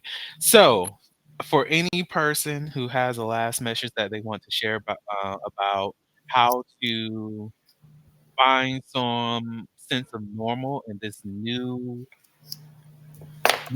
information that is after this election, what information would you like to share to them about how they can um, find normality, how they can find some kind of balance for themselves, or even any kind of self care tip that you would like to share for them? And after that, I will close this out. So whoever wants to start first, feel free to share. I'll go in Um, order. Look, just give yourself grace. Look, give yourself grace and surround yourself around like minded people and individuals that kind of understand where you are and meet you where you are. And feel free to express those feelings. So just surround yourself in more safer spaces if that is a thing. But make sure you're very vocal about how you're feeling and connect with those people who not only are willing to listen, but have an idea of where you're coming from. Yes, yes. All right. I agree with that. I would say also, um, like definitely big on to give yourself grace. Feel the feelings that you feeling. Um, Create new boundaries or readjust the boundaries that you had set in place before, and redefine them if you need to. Um, and don't feel don't feel pressured by anybody on either side or wherever to feel like you need to be at a certain place or you need to have something like this is really the time to really figure out what is necessary for you and what's going to help you with getting through the next day, the next year, 4 years, whatever. So, like, really take your time to consider what you truly need, what that looks like for you, for sure. Um, just like Kristen said, stay around like minded individuals, people who will allow you to feel your feelings and are safe spaces, someone who's going to hold space for you. And if you can hold space for other people, reciprocate that because this is definitely a time where we need a certain type of community within our community. So definitely look towards that. Talk to your therapist. If you're not in one, find something free for a while. If you need to um, do a lot more meditating or just sitting in silence or whatever, like try to not overstimulate yourself because we're trying to keep that fight or flight down as much as possible. Yeah. All right, I gotta follow behind these two. They listed everything so gracefully, so wonderfully. But yeah, definitely give yourself grace. Find people that you can connect with who understand what you're going through and who you are. Definitely uh, reaffirm or readdress your boundaries. That's gonna be very important. Also, from my little tidbit, if it helps you, create a to-do list for every day. It doesn't have to be anything elaborate. It could literally just be get out of bed, brush your Mm-hmm. teeth, do laundry. You start off simple. Don't overwhelm yourself. Yeah, your little bit may seem like nothing to other people, but to you, it could be a major step towards recovery.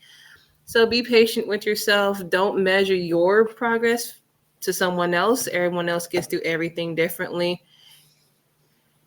No matter how you start the race, you just finish it. So yeah, give yourself grace. Set something that you can stick to. Don't go over what you believe you can. Don't overestimate yourself, but also don't underestimate yourself. You're stronger than you think you are. You got this. We'll make it through. Yes, yes. Well, I'll say my final message before I close everything out is just focus on love. Let's try our best to separate ourselves from what hatred is and what dislike of others may be.